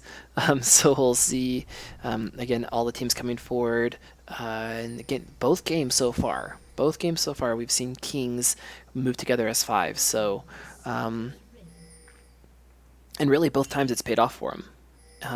So we'll see how that goes. It looks like both teams actually this time are want to play it more safe. It is game 3. They want to, they just want to make sure they actually don't give up any first blood early on in the game, I guess. Yeah, I don't feel. If anything, if anyone wanted to invade, I would feel Kings have a better invading type comp. If that with the Nami bubble, with the Lulu, I feel like they just would be able to just to get their vision in and then back out. I don't think they'd be able to do much with level 1, with the level 1 comp they have for Tempest. Either way, it looks like both teams are just kind of doing their goal line, setting up the 5 points, making sure that nothing happens there, and we see the minions spawning here. So, Twitch chat, I know again, oh no. Oh, Mass it's link. reconnected. We'll see what happens here. Twitch chat, I know there have been some pauses and things like that, but please give a shout out for which team that you think is going to pull us out. Is Kings going to reign supreme and get going on the 2-0, or is Tempest going to be able to come in here and take that crown from them, be 2-0 themselves? So get your votes in there, hashtag it up. Again, give us shout outs on social media and make sure that we can be able to continue to reach as many people as we want with this. Blastoise, you've been around since pretty much the beginning, right? Did you ever see this happening with the Lee KC? I'm sorry. What was the question? I kept looking at the fact that he got disconnected twice. With us coming in here with this whole actual League KC with an actual LKC, is this and that you've been around for a while? Is this what you were envisioning part of League KC being? I think we had originally when Devin and I started the group, as just a watch party, getting together and watching a game that we love doing. I know in the back of my mind I had, just wanting us to play together, but I don't think I ever thought it would get to this point where, we're actually being competitive with each other. It's pretty healthy, to find ways to motivate each other and making sure that we at least keep some sportsmanship here with each other as well. But no, I'm actually surprised and glad how huge we've grown the time that we've been together. Especially from just starting off as just being a watch party group to transforming into wanting to have just one team representing our little group that we hang together to now hey, let's be why not, let's be an organization and bring competitive teams to us and let's set something up for them. So I think BKC has grown tremendously. Yeah, I think a lot of my envisioning of KC Game On, or not KC Game On, League KC was kind of in tying with KC Game On. It was I finished a game. Yeah, sorry, Prodigy. There's been a lot of computer issues. We're sorry, man. But I was just kind of hey, let's make sure we have a couple good teams. We can go to League KC and kind of represent this good organization in Kansas City, and it really kind of instead formed really, I mean, just its own beast, you know. And of course, I know we still have growing pains. We have still things we're working on, and things like communication and getting together some, good sportsmanship and things like that. I think we are looking to, um, yeah, we're in the pros right now as well. Yeah. I don't know. I think it's been good, and I know I'm probably not going to be around as much as I'd like to, just with school and things like that. But it's been fun to really see this grow. So Yeah, shout and out also shout just out to think, our granddad. and it's also good just to think that Oh, he you've been part of DC'd. growth. Did you see it again? Yeah. Are they gonna pause? The, are they gonna 4v5 Or did it? they? Yeah. Is that one of the rules? I know there's a rule that like if like a problem keeps going on that you can't. Oh, there's the pause right there. It took him a while. 4v5 kings.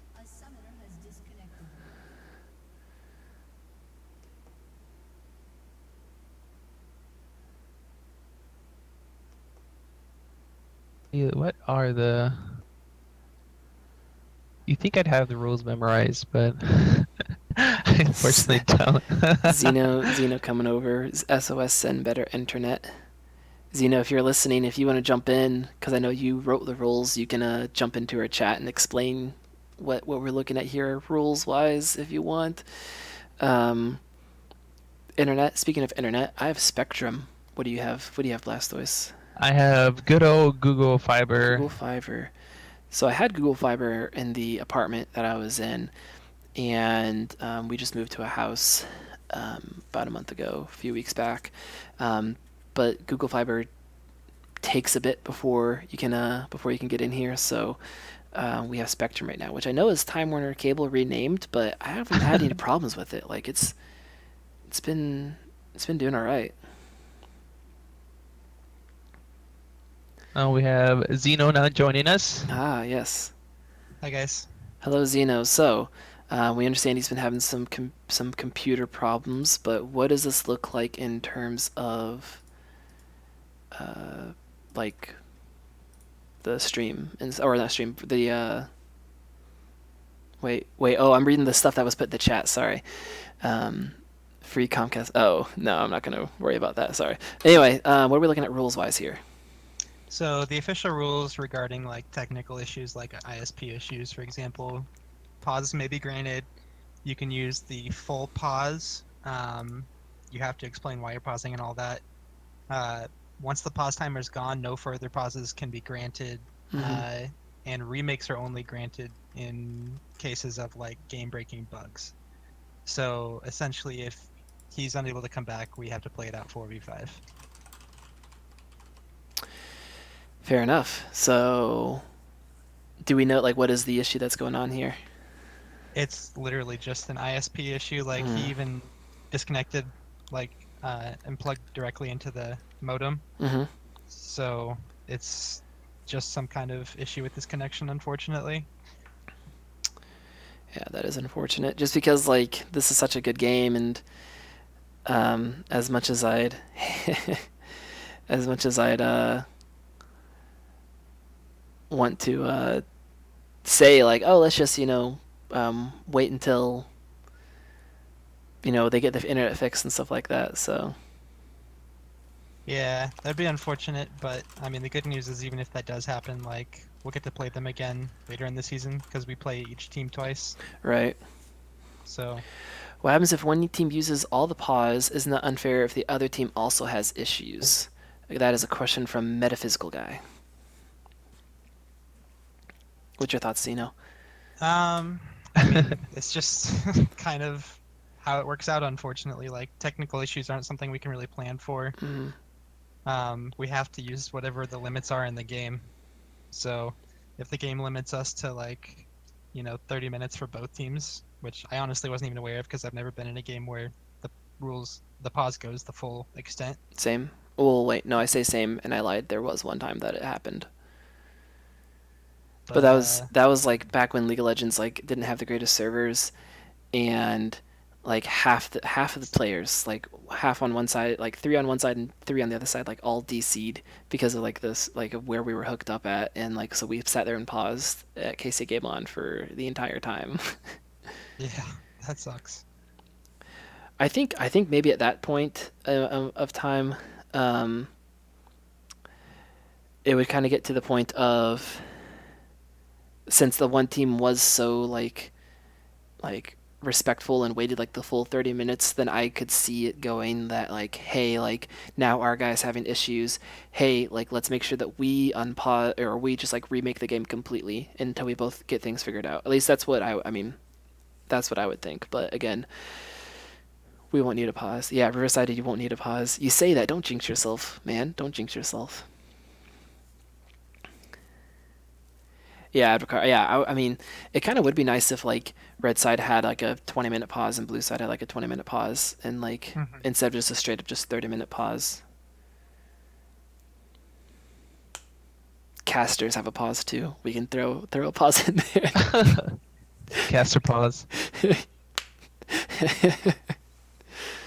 What was the pause for? We were bored. All right, well, you can still hang out with us if you want, Zeno. Or did he already leave and I didn't notice? Oh, he's still here. Good guy, Zeno.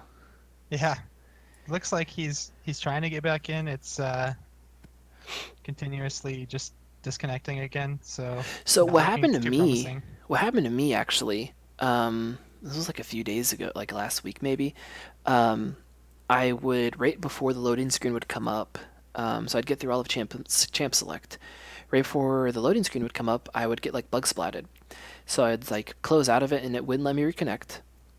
And then I would try to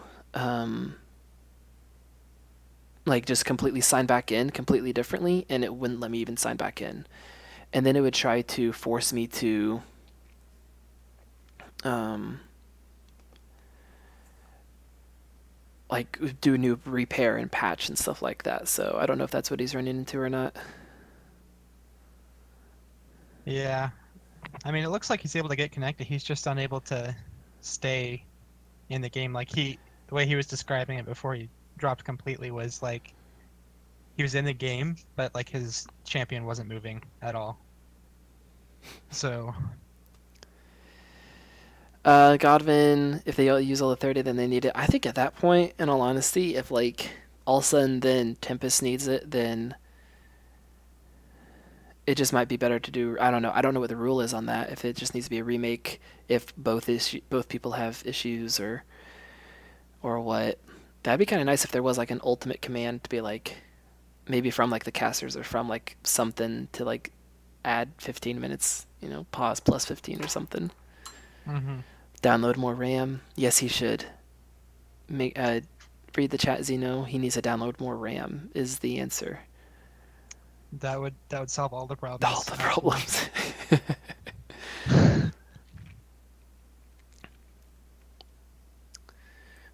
Hello, Blueprint. Hey, what's up? Pretty easy, but yeah. I don't know how you guys are able to fill all this pause time that we've had in between games and everything. I don't know. We're making it work. We've been doing okay. Reconnected. John. So, he did reconnect. Are you jumping back there, Zeno? Yeah, he's not actually in it. Oh, he's like, not actually in it yet. That's your stream delay. Oh, that's He's right. back out again. Oh, that's right. The stream delay. Ugh. 3 minutes behind. Oh, they unpaused? No. Yeah. This is their plan all along. Zeno, is this your guys' plan? You're gonna wait the entire time, and then you're gonna I figured- you're gonna bog down like Riverside or Godwin or someone like that row, and you're gonna make it so they need time, but you're gonna be like, shrug the shoulders. That's all the time we have today, boys and girls. Yeah, we figured if we like waited long enough, they'd fall asleep and then we could just play with. Wait till like 1 second remain. Man. And as much as it would suck for you guys have to play like 5v4, that would be like the biggest like comeback, like not comeback story, but the biggest like game two story. Like last time, like it'd be like with like football or soccer or basketball. Like Gets a red a ref card. blows a card. Like yeah, like soccer, like someone like a ref gave like an undeserved red card. And so the next time these two teams play, like it's huge because we all know that it wasn't fair, that there was the red card and stuff like that. So, um, that or like the pass interference call on the Hail Mary that wasn't pass interference. So next time these two teams play, I don't know, Builds the hype. builds the hype. I'm trying, man. I'm trying. There's been so much pause time. I know. It's rough. Hmm. I know he's getting frustrated too. Oh, and I mean, it's just nothing you can do. It's just part of computers.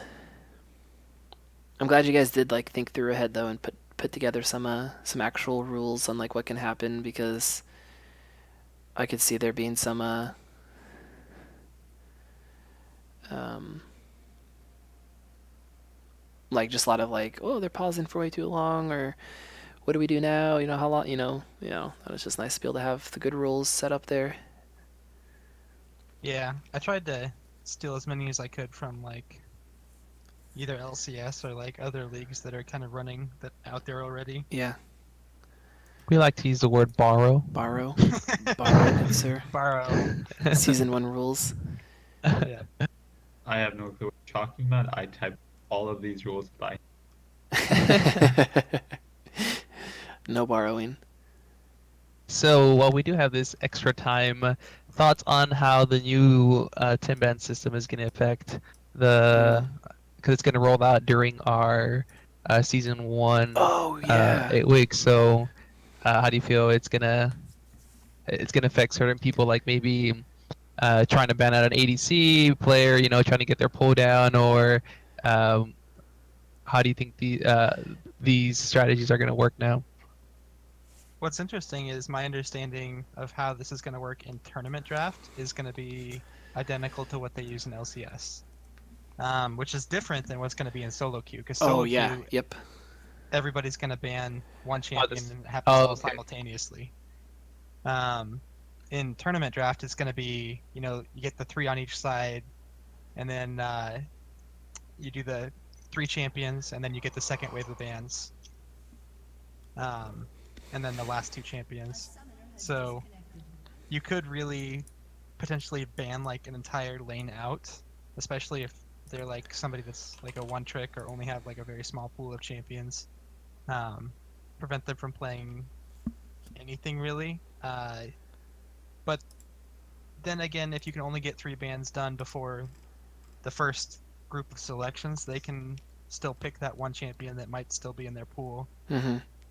And then you've wasted 3 bans, and Right. then that makes it so the next 2 bans you have, you can't focus and pinch anything out. Which, I mean, if you can, burn 3 bans on someone and it still, comes out on top, then by all means, that's probably going to be the best for you. Yeah. I imagine what we'll see is probably just like the S tier champions regardless. Yeah. Oh, looks like we're getting ready to play, so I'm All gonna right. jump back down. See you, good sir. See ya. All right. So that means that We we got will have plans. 3 minutes. But what do you guys think? What do you think, Blueprint, on the 10 Yeah. bans? Yeah, I think it's kind of what Blasters and Zeno is saying as well, is that overall people are going to be a bigger champion pool Mhm. because it's so much easier to kind of ban individual lanes out, especially if both teams want to target like top lane or something. You really have to go deep into what you're playing. I think it also might even change the meta a bit more, knowing that if Mhm. we're banning a little bit more, because it's safe to say maybe these season so far has been more of a shield comp meta, and so if we're getting rid of like these tanks and these shields, then we're gonna have to revert to different things now to be able to compensate for what's being banned out. Yeah, and at first I wasn't sure if I was gonna like the 10 ban system in LCS because I was first thinking like, oh, those try to ban someone out, like they, you can focus, not a lot of meta is gonna change. But I feel like the meta, like, not that it's, extremely fluid and changing every single day, but it definitely shook it up, and so it's not the same, 15 champions that you always see. That depends on how you pick and who you pick. And we even saw like, FlyQuest, like they came out of the gate and they like did so good because they did their own style of picks and bans. And granted, once teams kind of, figured out what was going on, they were able to play against it. But I think it'll be great to be able to see. Oh, and it's another dimension. It's not as simple as, all right, these three champions are really good, or they're really good. This person's really good with these three champions. We'll ban them out, and then we'll just pick from there. Like you have to have like another dimension to. Not only do we want to pick these, but okay, that means that now they're going to ban out these two champions, which means we have to now pick these. And I think it'll be really exciting to be able to see. How all of that actually does unfold, and we'll see like kind of the difference between teams like Kings and Tempest and Adversity, like which team can really actually kind of get together some good drafting, because drafting can really win you a game now. And then we'll see Definitely. probably more of a kind of, I think probably kind of what you're saying, Blueprint, like maybe in Gold and Under we'll see more of a focused set of bans coming out. I think you'll also start seeing players with like strong pocket picks potentially rewarded a bit with just champions that people don't know about at all.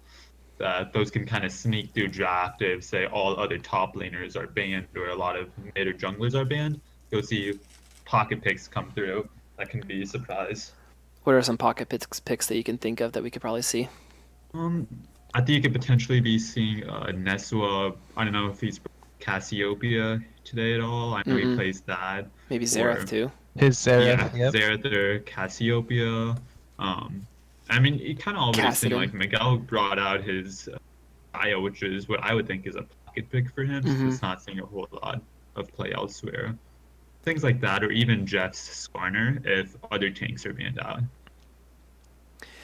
Yeah, and I think definitely even in the jungle is where we could see a lot of that. I'm kind of surprised we haven't seen more Warwick. I know he's not like the greatest, but I feel like he's a jungler that you could see kind of get pulled out and picked out and be able to be used. And maybe that is something that happens. Maybe someone does get banned out from the Sejuani and the Zac and someone else, and well, now they're left with their fifth pick, because the team first picked the other jungler. What do you do then? Well, that's probably going to show us some pretty crazy junglers. All right, yay, unpause.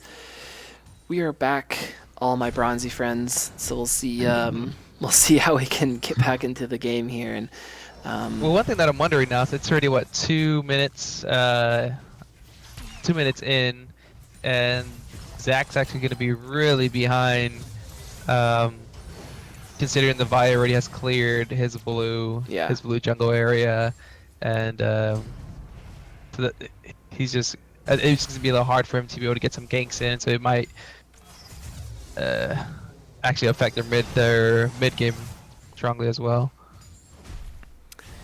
Yeah, I think if I was Tempest, I'd be saying like, hey guys, let's just make sure we don't hand the game over to them, because Vi is going to be ahead.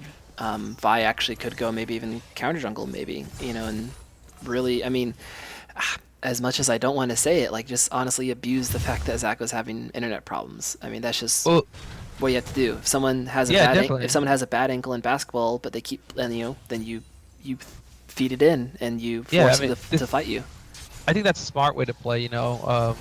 If there's a disadvantage at one area, that's where you would want to focus. When we see him ganking top. Oh, predicted the flash. Fire trying to get away, but this red buff and a lot of slows coming out here. Are they going to be actually getting the tower? And see FFJA picking up first blood, and that actually had nothing to do with who we were talking about. He just simply came in for an easy gank on that. Wow. Well, also even then, I mean, in a way, it kind of helps that if the Zac's behind, they know that he's not going to be counter ganking of any sort, that he's going to be stuck in his jungle, and that does give Vi that free range, knowing that, hey, I can be anywhere and wait, and I would still be fine. Because they wouldn't have to worry about that Zac being anywhere. And one thing Fire should have kept in mind, it's like, hey, I'm missing my jungle, so maybe a little bit more careful, making sure I'm not being pulled out as far. Just because there's no way for me to get back up in case if something were to happen. Right. And something I actually would have liked to see is that ward top lane that you see. I would have liked to see that placed over the wall next to the blast cone, because oftentimes you'll see, oh, and we see a second kill coming out of the bot lane. Row with the Alright, this is constant action. This looks like it might just be a double flash kill forward. Oh, flash for flash. Oh, Ooh. doesn't quite get the root on the pull back, but a double kill come out for Row, and man, like that. Again, that really wasn't even affected as much by Zach. Now, I would say Blastoise, I think both of you guys are really right when it comes to Fire Theft. Probably should have warded, played a little bit safer, knowing that Zach was super behind and can't counter gank, or even be there for pressure. But that bot lane just completely caught him off guard, and trading flashes, and it looks like Xeno still has his flash to ignite. So we'll see what can come of that. But that was again pretty exciting coming really out here. good damage coming out from Fire Theft. You know, I kind of like that. You know, even though if you gave up the first kill, not giving that sense of like, oh, I'm afraid to do anything now because you got the first kill on me. I like how the aggressive is still there for Fire Theft, showing, hey, I'm not gonna punk out just because you got this first kill on me. Even scaring him enough to like get the premature pool out from Vladimir there, and we see the 2-0-0 Zaya come back with the best friend sword. So we'll see how that goes. Great hook coming in from Fire Theft, just like you're saying. Wow, It's gonna be a solo kill. Unexpected. I wasn't expecting that much damage. So great hook coming out there. So now he's very far ahead in minions, and maybe we should have seen Vlad kind of play a little bit safe, and because he stuck around, didn't he? He didn't go back. He stuck around after that kill, and maybe he should have gone back. Maybe not. He didn't need to blow teleport and keep that teleport advantage, but definitely he got taken out because of it. And now we see Lord of the Rings with 3 Doran's rings coming out here from Fire Theft on Nautilus. And that's a play you could really see, like Nathan or Fire Theft really knowing the cooldowns, and you see Zach coming in here for the gank.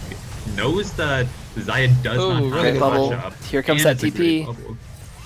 Captain Oh, Jack's they going get really it. far forward, getting the kill. I'm At this okay with point, that. He just knew he was gonna die and wanted to get the trade kill.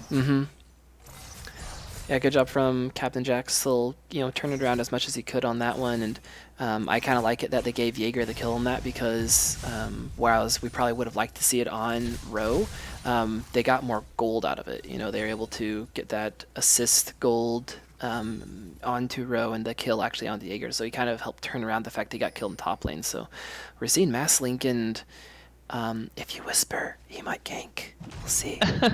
No, he just keeps going mid or to the river.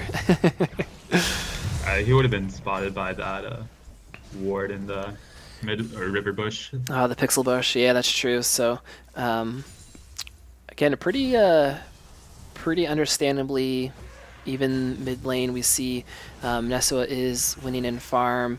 That Vladimir just continue trying to push out the Orianna, make sure that she isn't able to actually roam or do anything or make any plays. But when Vi's just been kind of running top and bot, don't really need to worry about mid as much, I guess. And you can really look to see the bot lane from Tempest go aggressive now. As you can see, they know Zach's in the top side of jungle. Jeff had previously had a ward there to spot out Zach, so you can see them really going aggressive here.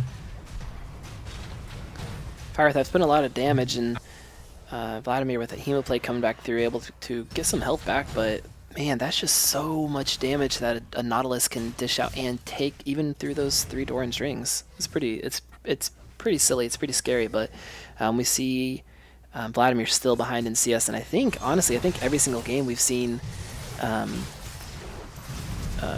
what's his name be behind the CS. Yeah, as I'm watching bot lane, Jaeger be behind the CS, but we see Xeno have to force a flash. FFJ trying to be able to catch Nesua. Wow, so much damage coming out here. really Ultimate, nice so he doesn't get caught up in the nice gravitational hold, field. nice Flash hold. coming off from Nesua, and he And actually gets a kill. That Wow. was really well played by Jeff. I think maybe a bit unexpected to see Nesua there when he first came out, but got the kill nonetheless. I think so, because they don't really have any wards there, and we see Masslink is going to slam them back together there. Ro does still have ultimate, so he's still keeping it pretty safe there. Not a lot of mana, so we'll see how he uses everything within there. Xeno has no flash, uses the heal to be able to kind of get out with a little bit of movement speed, but I completely agree. I think he used that blast cone to try to make a play on bot, and then a ghosted Victor was there, and we see Orianna catching out the Zac there. Still has her Another ultimate. mask on play. See if they're able to make a Nice play. job by Jet to sneak in, and as well as the bot lane prepping with the Pink Warden. And he's out. Looks like they kind of called that one off, but we'll see. See how everything goes with that. Again, 2-0-0 Vi, just able to do so much for the team. Really has been in the right place, the right time. 2 or 3 times here. So if they can continue to just utilize that Vi, we might see him be as big. And Fire Theft, he's going to get another kill here. Flash and ultimate coming out from Jaeger to make sure that he gets staying heal and staying alive. But He's gonna have to be careful in that lane from now on. yeah. It's definitely really scary because kind of some of the Blastoids that mentioned out, like the Zac, the Nautilus, like that's a lot of engage, and so if Zac is just able to focus on top lane, I don't see that Vladimir able to get away in the slightest when it comes to all this CC that can be put out. And one thing I would like to mention, like I'm really impressed with the way Rose playing Xayah. He's doing really great on pushing to the advantage that they received with the 2-0 that he has, and also like that Lulu complements so well with the way he's playing aggressively. So they're able to outtrade the Nami and Ezreal, where you expect Nami to be able to dish out this damage with Ezreal and heal back again, but I really feel that Lulu is complementing the way Rose is playing really well. Yeah, like the first 2 games, we really saw Kings be the ones that just always apply pressure and push people in. As we see Link, he does not land FFJ. He was able to dodge it out of the way. Slow coming up from the Q. Flash from Fire Theft, where I try to use the ultimate to get back over the wall. We see the ultimate popping back, but that interaction didn't work. Blast Cone coming out. Shockwave misses. Neswa throwing down the ultimate. Is the Storm going to be able to kill him? No. Link actually jives over and is able to pick up the kill. Jaeger trying to do as much damage as he can as he follows through. Link on the backside hitting a river-sided with that red buff. We see a 3v2 here. The ultimate coming out from Ezreal is going to go wide. Jaeger trying to do what he can and live. Great job with that pool to be able to dodge things out there. Link with the Q is able to slow him down. Heal from the Hemo Plague is not going to be able to keep him alive. We see great turnaround from Kings being able to collapse, and somewhat a miscommunication when it came to what was going on from the Tempest side of things with just kind of some of their abilities they used. Yeah, and not just like with the abilities used, but that invade overall.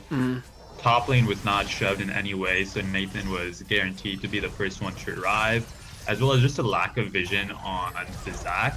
So once Nathan did get there, he had the first jump, and then Nesua also had the first jump. I believe he had a mid lane push. I think so too. Just a bad overall invade at that time.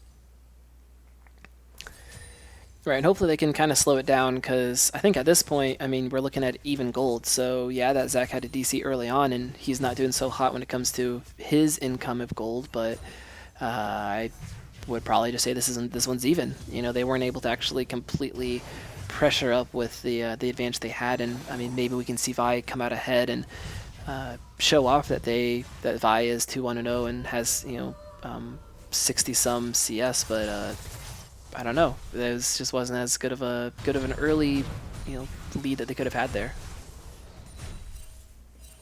Yeah, that was a great way for Kings to kind of even up that goal lead.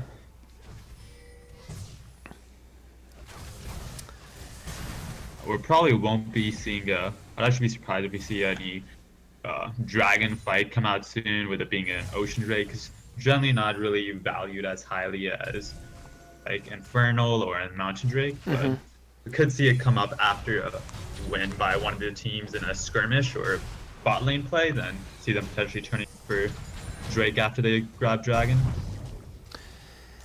Zac looking for the gank in mid, doesn't get it, and looks like they are trying to at least keep vision of the Drake, the dragons, and kind of the river, but I would probably agree. I don't think they're going to really try to force anything when it comes to the dragon. I think honestly too, it kind of comes down to whoever starts it is in the disadvantage, because if we see Tempest start it, well, there comes the Zac and a lot of damage from Victor as well, and Nami CC. Well, if Kings start it, then we can see Vi getting in there delivering the shockwave, and so as well as Ro being able to stun people up. So I think it's unless you have clear vision to be able to jump in there and take that kind of objective, I think you might be at a disadvantage if you actually jump in there and do something like that. in addition to just tanking the Drake overall. The one thing to keep in mind is with the Xayah does now generally want to be going into a fight. She's much better at hiding backwards to where you have the feathers be a huge presence on the backside. Riverside turn his and own for Fancy the Feet, and they get the Rift Yeah. Herald. Definitely. That was really good, Riverside. You know, keeping them busy, helping out the Vi with the Rift Horde in the beginning, and then trying to zone out, to keep them distracted from going in on Vi. I think he did a really great job on making sure they got that objective that they were going for. It's going to come down to how effectively they can use that, Yeah. because Rift Herald doesn't in itself give an advantage until you use it. And hopefully they can. Oh, Neswa looks like he's going to catch out Vi here. Gravity Force not able to actually get anything out of there, but we see so much damage coming out here. Could The just slow. be the solo kill. Ooh. Alright. It's a good catch out in the jungle. Let's see if they can set up potentially a dive top lane with that 3-man setup and get first tower gold off of that. I think Vladimir smells that. Oh, that was actually really close. Yeah. No one wanted it. Bubble misses as again we just see Tempest just Really nice so stun much there, damage bud. going Nice out. stun. And just hovering on the outside of that turret range. Wave coming out from Xeno trying to be able to buy some time, and we see Wow. wow, Teleport coming in behind. fire theft. Here comes that He's got depth no charge. mana. There's the Great. little ultimate popping everybody up. Bubble does miss, and now we see Jaeger come in here. Only throws the ultimate onto Xeno. Looks like they're going to be able to get that kill. Throws the ignite down on why he did that. It's not going to be able to do much to a full health Vladimir, but we'll be able to see how they turn that around. Riverside is spotted out by Pink Ward, so I don't think he's going to be joining the fight.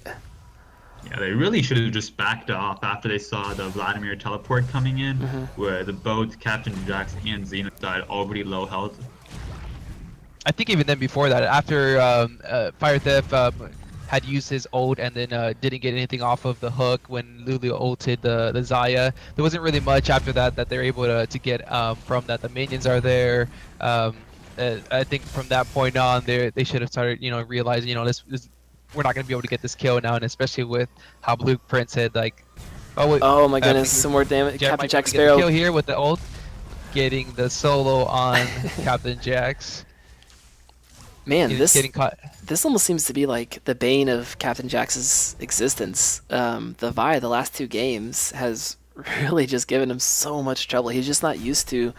I just don't think he's used to somebody just kind of just gunning for him, and that's what FFJ's been doing here. Oh, and that's why I kind of like him with that Vi pick. It's an easy click and point. There's no way you're gonna miss that CC on Ezreal. So I think it's a really great pick for him, especially he did great on him last game as well. And that was a great time to just use that Rift Tail to get that bot turret guarantee for his tower gold, as well as just kind of make sure that has to be killed before they can respond to Drake, because it on its own could take the tower. Zach does jump in there. He was pretty late with that one, and we see a lot of damage coming out here, but he uses ultimate to be able to leap back over there. But that's an ultimate down coming out from Zach, and granted, his ultimate's not like the most crazy or outrageous thing right now, but I mean that's definitely some that displacement that you like to be able to see. So a great job coming in from Tempest, like you said, Rift Herald getting that first tower, just making sure they had everything secure, and man, it looks like they are all gathering in mid lane, and this is kind of what we saw them do last time against Kings is, hey, instead of letting Kings run out and kind of do what they want and, run us around and run us ragged, we're going to make sure that we force them into concentrated team fights where they can't just win by, catching somebody out here. As we see Masslink knocking two people together, and here comes the wave from Nami, only catching out a couple there. Great shockwave catching out two. Neswa is trying to get away, trying to survive there. Jaeger throws out his ultimate, trying to heal back a little bit there, and we see everyone break off. And again, not a lot happened there, but I'm loving seeing Tempest just continually try to look to fight them in a straight up fight. And that's the unfortunate part of Zach not able having his ultimate there, having to waste it to get away at the drag. If he was able to get that ultimate there, be able to pull three people in more into the turret, I think that would have been more beneficial for them. Definitely, and even though they didn't get the tower on Tempest side, they did chunk it to about 30% health, about a 30% HP. So later on, or just later in this push, there will be setup to take. And I'm kind of now realizing that Xayah is almost like a pseudo Caitlyn when it comes to taking out. We see actually Zach is able to catch FHA. FHA gets the wild growth, but it doesn't look like he's able to do much in the fight. Almost able to get his ultimate off. Captain Jax actually does take him down, and we see Tempest having to retreat a little bit, but Riverside does take down Xeno, and Zach coming in backside, stunned up, and pulls 3 people back with his ultimate. Shockwave doesn't actually catch out anybody from, or did it actually catch out a lot of, I don't know, I got confused on that knockback there, but we see Riverside killing Fire Theft, and so many kills coming out here from Tempest side of things that I don't know, this is exactly what we were looking for when it came to them sieging up that turret. And we do see the bot side turret going down. Is that where Neswa was? I could go back, but I'm a little too lazy to go back at this point. That bot turret the entire time, which is why it was a little bit questionable for Kings to fully commit to the fight, because it was a 4v5, in addition to like a lot of their power being bot side. Yeah. But overall, it was just kind of a loss, but they did manage to get out the bot turret for it, so they even up the power score. Ooh, the backside damage there. Anyway, as I was saying, Xayah's almost like a pseudo Caitlyn, where whenever you're sieging, because she can play out those feathers, and if anyone gets near those feathers, then you can pull them back and stun people. So I think this is really fitting into Tempest's playstyle of let's make sure that we do try to keep the Kings at bay and siege on them, and again force them into fighting us. Gold though, you wouldn't really look at it by, if you look at it right now, you wouldn't really think that Zach was DC'd and had really bad internet troubles at the beginning, but it's I couldn't be asking for a better third game at this point. And that's one thing I kind of brought up in the beginning. I feel the thing with Tempest is like the longer that they hold out these games, it's giving slowly. It's giving slowly the Kings an advantage to slowly start coming back. Maybe not necessarily they're almost equal in goals, and of course Tempest is ahead in kills. But the longer these games are going, I don't feel they're not using their how much they were ahead to their advantage, with the Zach being behind 3 minutes at the start of the game. And speaking of Zach, he jumps in there. Ro immediately gets wild growth and is able to root up Ezreal. A lot of damage coming back on the Link, and Ro dances around the wave, and they just look to continue to siege this back up. And that's a major point that's back to the fact that even though like the overall gold is only about 700 apart, where the gold is at, and Neswa just getting caught there, really bad time to be walking through the river. He sees 2 people mid and his team zoned off, but doesn't respect it. I feel is that the second time that's happened already with the Vi? The last time was bot river when Vi ended up catching out Neswa. Was it Ness or was it Captain Jax that he caught out? It was Neswa around early on for that bot play, and then Captain Jax was his he lost being on his own. Really great dive by Vi there. Oh, the flash coming up. Riverside actually is able to pick up the kill, and Ro taking up damage from the tower a little bit there, but FFJ again getting in the back line, and again he just knows how to be able to get in there, and once he has that Trinity Force, he is just catching people off guard by how much damage he's actually able to put out. This game, which was just 2 minutes ago, even within 700 gold events, is slowly snowballing out of control. Tempest capitalizing on catching out Neswa and then punishing it down mid, and now looking for the top tower. Do they want to take the 5v4, which it looks like it does do. Oh, it looks like a lot of damage coming back out there. Jaeger going deep. Is he able to get the ultimate heal back? No, he does not get it in time, but at the very same time we see Ro taking down Mass Link. Ro just doing what he can, taking up some towers at the same time. Does not go down. Bubble does not quite reach anyone else out there, and Captain Jack's trying to do it again with some damage back with his Mystic shots, but he takes a command, a command dissonance to the face and kind of has to back off. And Ignite come out from Xeno again, kind of a wasted Ignite from Xeno, and we just haven't really seen the Kings be on the same page. I feel like when it comes to engaging and bringing out these team fights. And I really do want to bring up, I'm actually really impressed with the way Ro's handling the Xayah. He's being perfectly aggressive and keeping his distance, and I feel like he's really focused while he's playing this game. So kudos to his gameplay. And I'm actually really impressed with how he's doing so far. Yeah, that fight he really just controlled with Ironian's Hurricane to dish out damage to multiple members. Is it appropriate that I kind of likened him to Wild Turtle before like we got all the games going off? Because It he is. can be so aggressive that he sometimes just jumps in and dies. And then there's games like this where, or even like the last game with Caitlyn, where you're like, "What are you doing all the way up? Oh, you're killing people. Ah, you're fine." You know, I think that's the appropriate likeness. But just so River doesn't get away with it, we did see him completely whip his ult. Yeah. Last fight could have swung much more in their favor if he had landed on. Good. I like that they won't get away with it. So we'll be getting this free Drake, but this is the moment where they're split up with the two bot side. Doesn't look like they'll get punished. And I'd really like to see Tempest set up vision around either bot side or top side for the split push from Jaeger to come through, and just to control the jungle and make King's Spear entering it, get 3 or 4 pings, place it around, and move back and forth between the two lanes.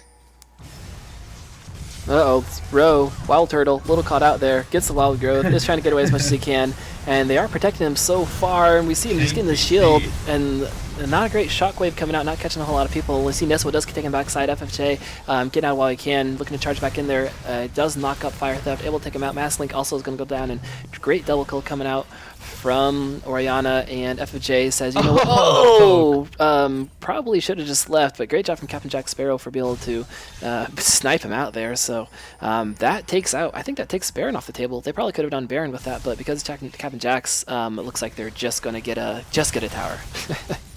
And it is unfortunate that team fight for Kings. Tempest did a great job on zoning out Captain Jack Sparrow, so that it was kind of hard for him to kind of choose on how he wanted to get his damage in, so he wasn't really able to do too much on that last team fight. Oh! But he's able to do a lot now. I mean, he's getting the 2 kills that he's gotten off the pick, so... Goes wide. Oh, not quite able to go with the Whimsy though. Looks Looking like to be able to pick him up. Here comes the Q, and yeah. Cooldown. So That fight we saw was a lot of just the gold lead coming through for the Oriana and Xayah, with the Lulu as well. Xayah lived for so long that there's so many resources had just to kill her, but then the rest of the team took over.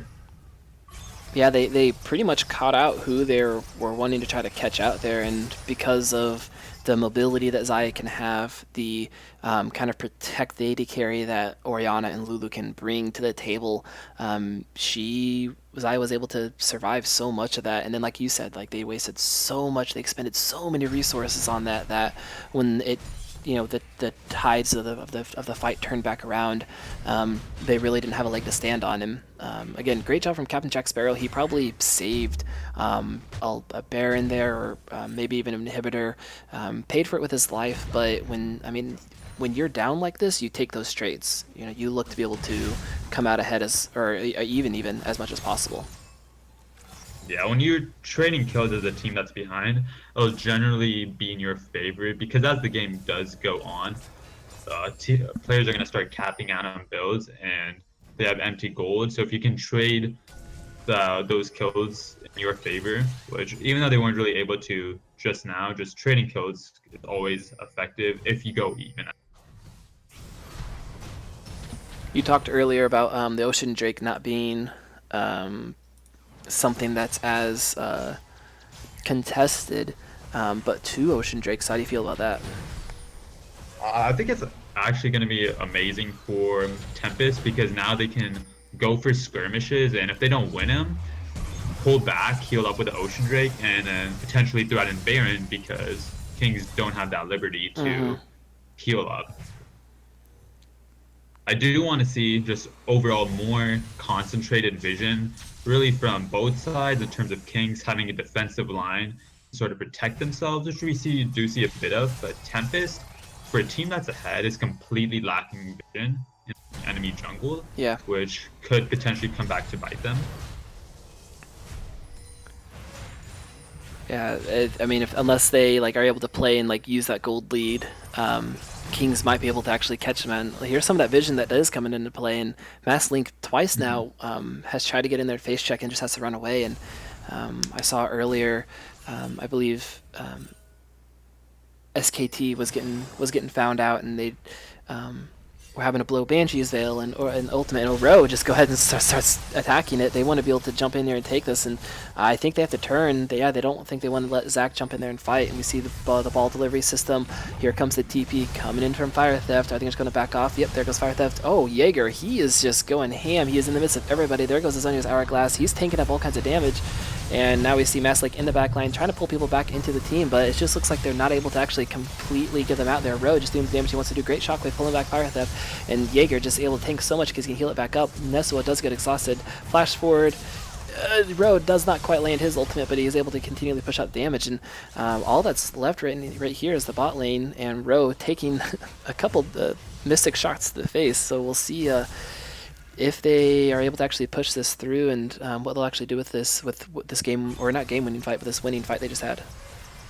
Surprised they aren't just turning straight for Baron. They'll be healing up with Ocean Drake, but okay, I guess they wanted to push that wave in and then go for the Baron. Yeah, it was a great fight for them. Vi was able to disrupt on the backline and then get out safely, so should be Baron. They do such a great job again. Like, once again, they outposition Captain Jack Sparrow so that the main damage is out there. So the main damage dealers are heading out toward the tanks. You know, they're keeping their distance, and you have Jaeger going in straight to get Ezreal, and then you have the Vi trying to dive in and getting her ult in. You know, that keeps the damage away, and you have Nami trying to peel, so you're making the 5v5 now into a 4v2, you know, just against the tanks, or a 3v2 against the tank. So that puts them at a really big advantage with those team fights, and they seem to be successful because they've done it back to back now. Yeah, and you can just see for the gold leads, Xayah has a 2,000 gold lead over Captain Jack Sparrow, and in the jungle, FFJ has 3,000 gold lead over Mastling. What's the hotkey for that? I can never remember it. X. X. All right. Wow, that is substantial difference between those. We are going at the third Ocean Drake for this game. Yes, Ocean Drake's my favorite. I mean, besides 3 Infernals, I'm a fan of 3 Clouds. Because you move so fast. You move so fast. Beating around the map. Now, the side waves are kind of prepped for Tempest to be able to go to either side. I would like to see them potentially move Jaeger down on one side, Baron buff it up, and then get that tower that way, potentially draw pressure from mid, and either catch someone in transition or just take the free gold on the map. Because right now that top tower, that top lane wave is potentially just going to go to waste here.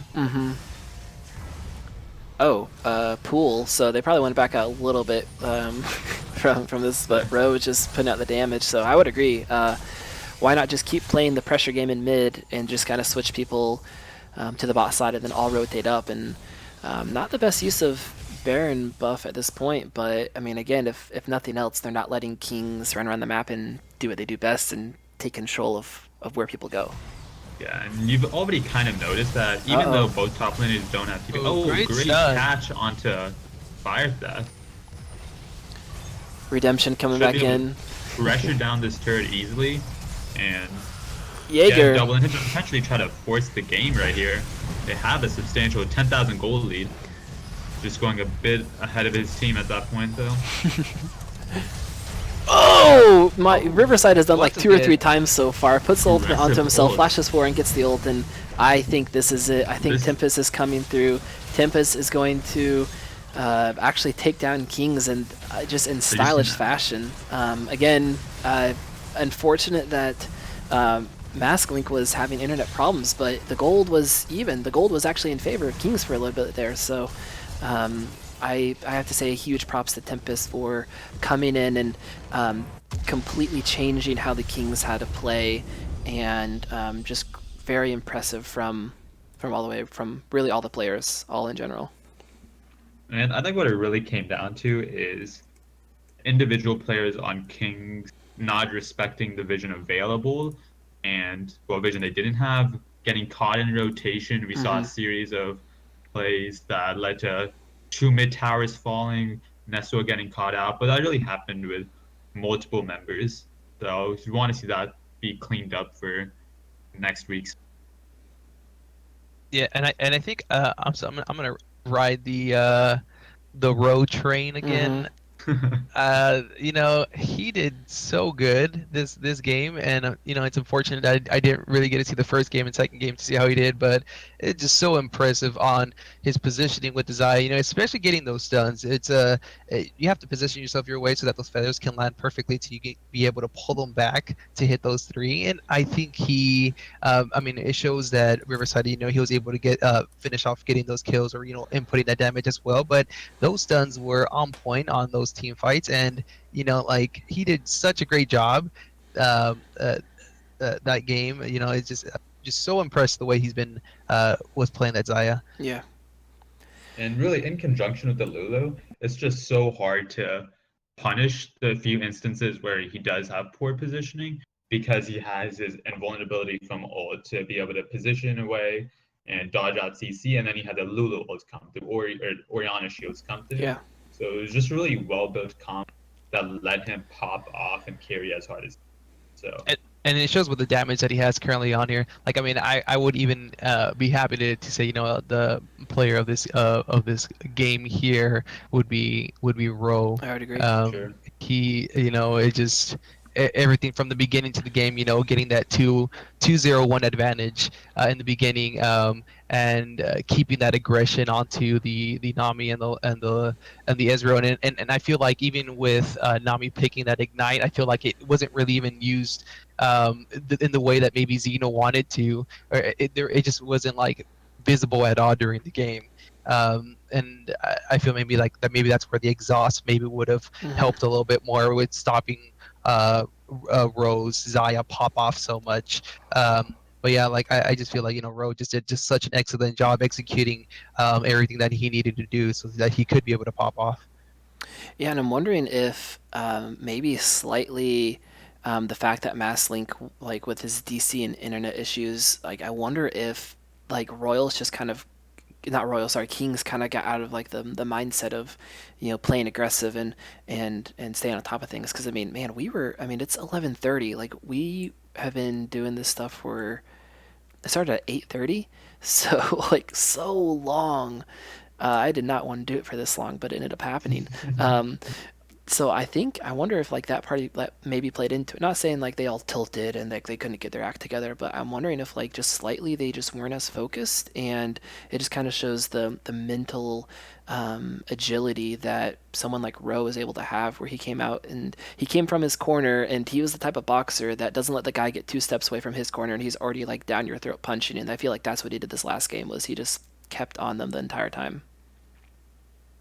It also just seemed as if Kings were not ready for the Zaya pick. They didn't really seem to play around the feathers very well, which granted can be hard when you did get that huge goal lead early on for the double kill, but again, really well played by him and just the team overall to be able to effectively play around. And I think that's even So, something we brought up before the game started, like about the Zaya pick, that we don't see it too often, or, finding out what support best complements it. And you have Ro over here pulling out the Zaya and just showing, it should be played more often, how great it is.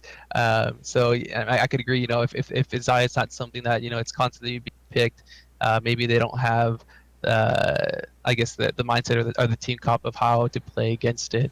And it showed in this game, how he was able to pop off and be aggressive in the front line. He there at the end of the game where he's in front of the line, in front of Nautilus and on the other teams, he's just throwing out the damage there, kind of ruthlessly. So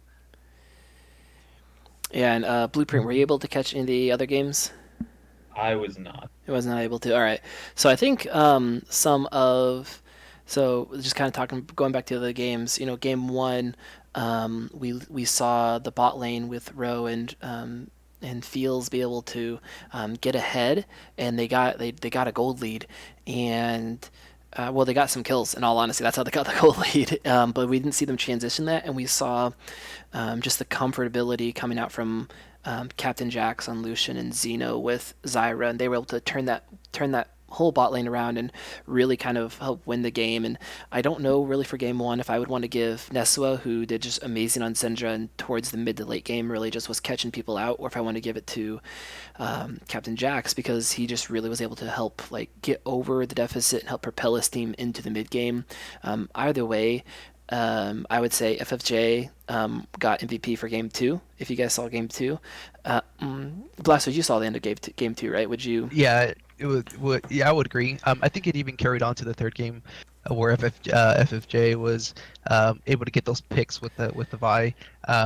And I kind of like wanted him to play it again the third game. Yeah. And I feel he does it so effectively. If they're gonna initiate the fight, he does really well. Getting to that back line and zoning out either the Ezreal or getting to him. Getting to the ADC, which helps Ro or Riverside. Being able to get these kills. So I would agree that definitely FFJ would be the MVP for game two. And I think that transitions to making FFJ really the MVP of like the entire series. I know Ro really popped off that game, but when there were those times where he quite wasn't ready to spread his wings and fly, I think FFJ was able to.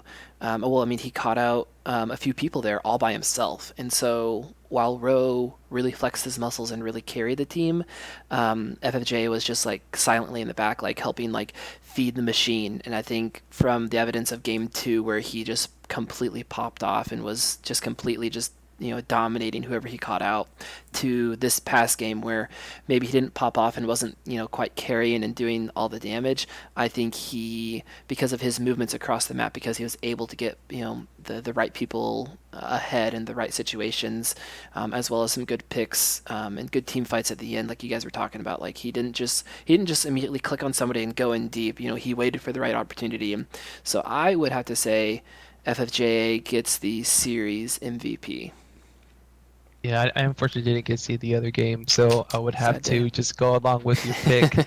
but if I can't argue that, but if I could argue, I would stick with my road train and just continue riding it, just because that's all I was able to see. But I will trust you with the MVP. And let's transition this into saying that if anyone else out there did miss the other games, or if you said F that, I'm not waiting for this game 3 to unpause, and you're trying to figure out what you want to do, please check out our VODs. I'll try to get this sent over to Mediamits at an appropriate time tonight, and so that way we can be able to get it thrown up there. Where's the Rumble love? So the Rumble love, I have to say, I think you made like the play of the game with that river fight. I think that was the play of the game, where Rumble threw down the ultimate on pretty much the entire team and pretty much won the team by himself for that, or even picked off when they were sieging the Xeno. So Xeno wasn't able to do anything the entire team fight, and it was a 5v4.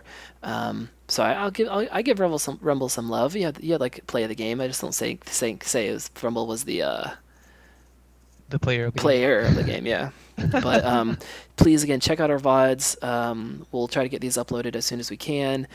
Check us out on social media for further upcoming games. I know we'll be looking for. I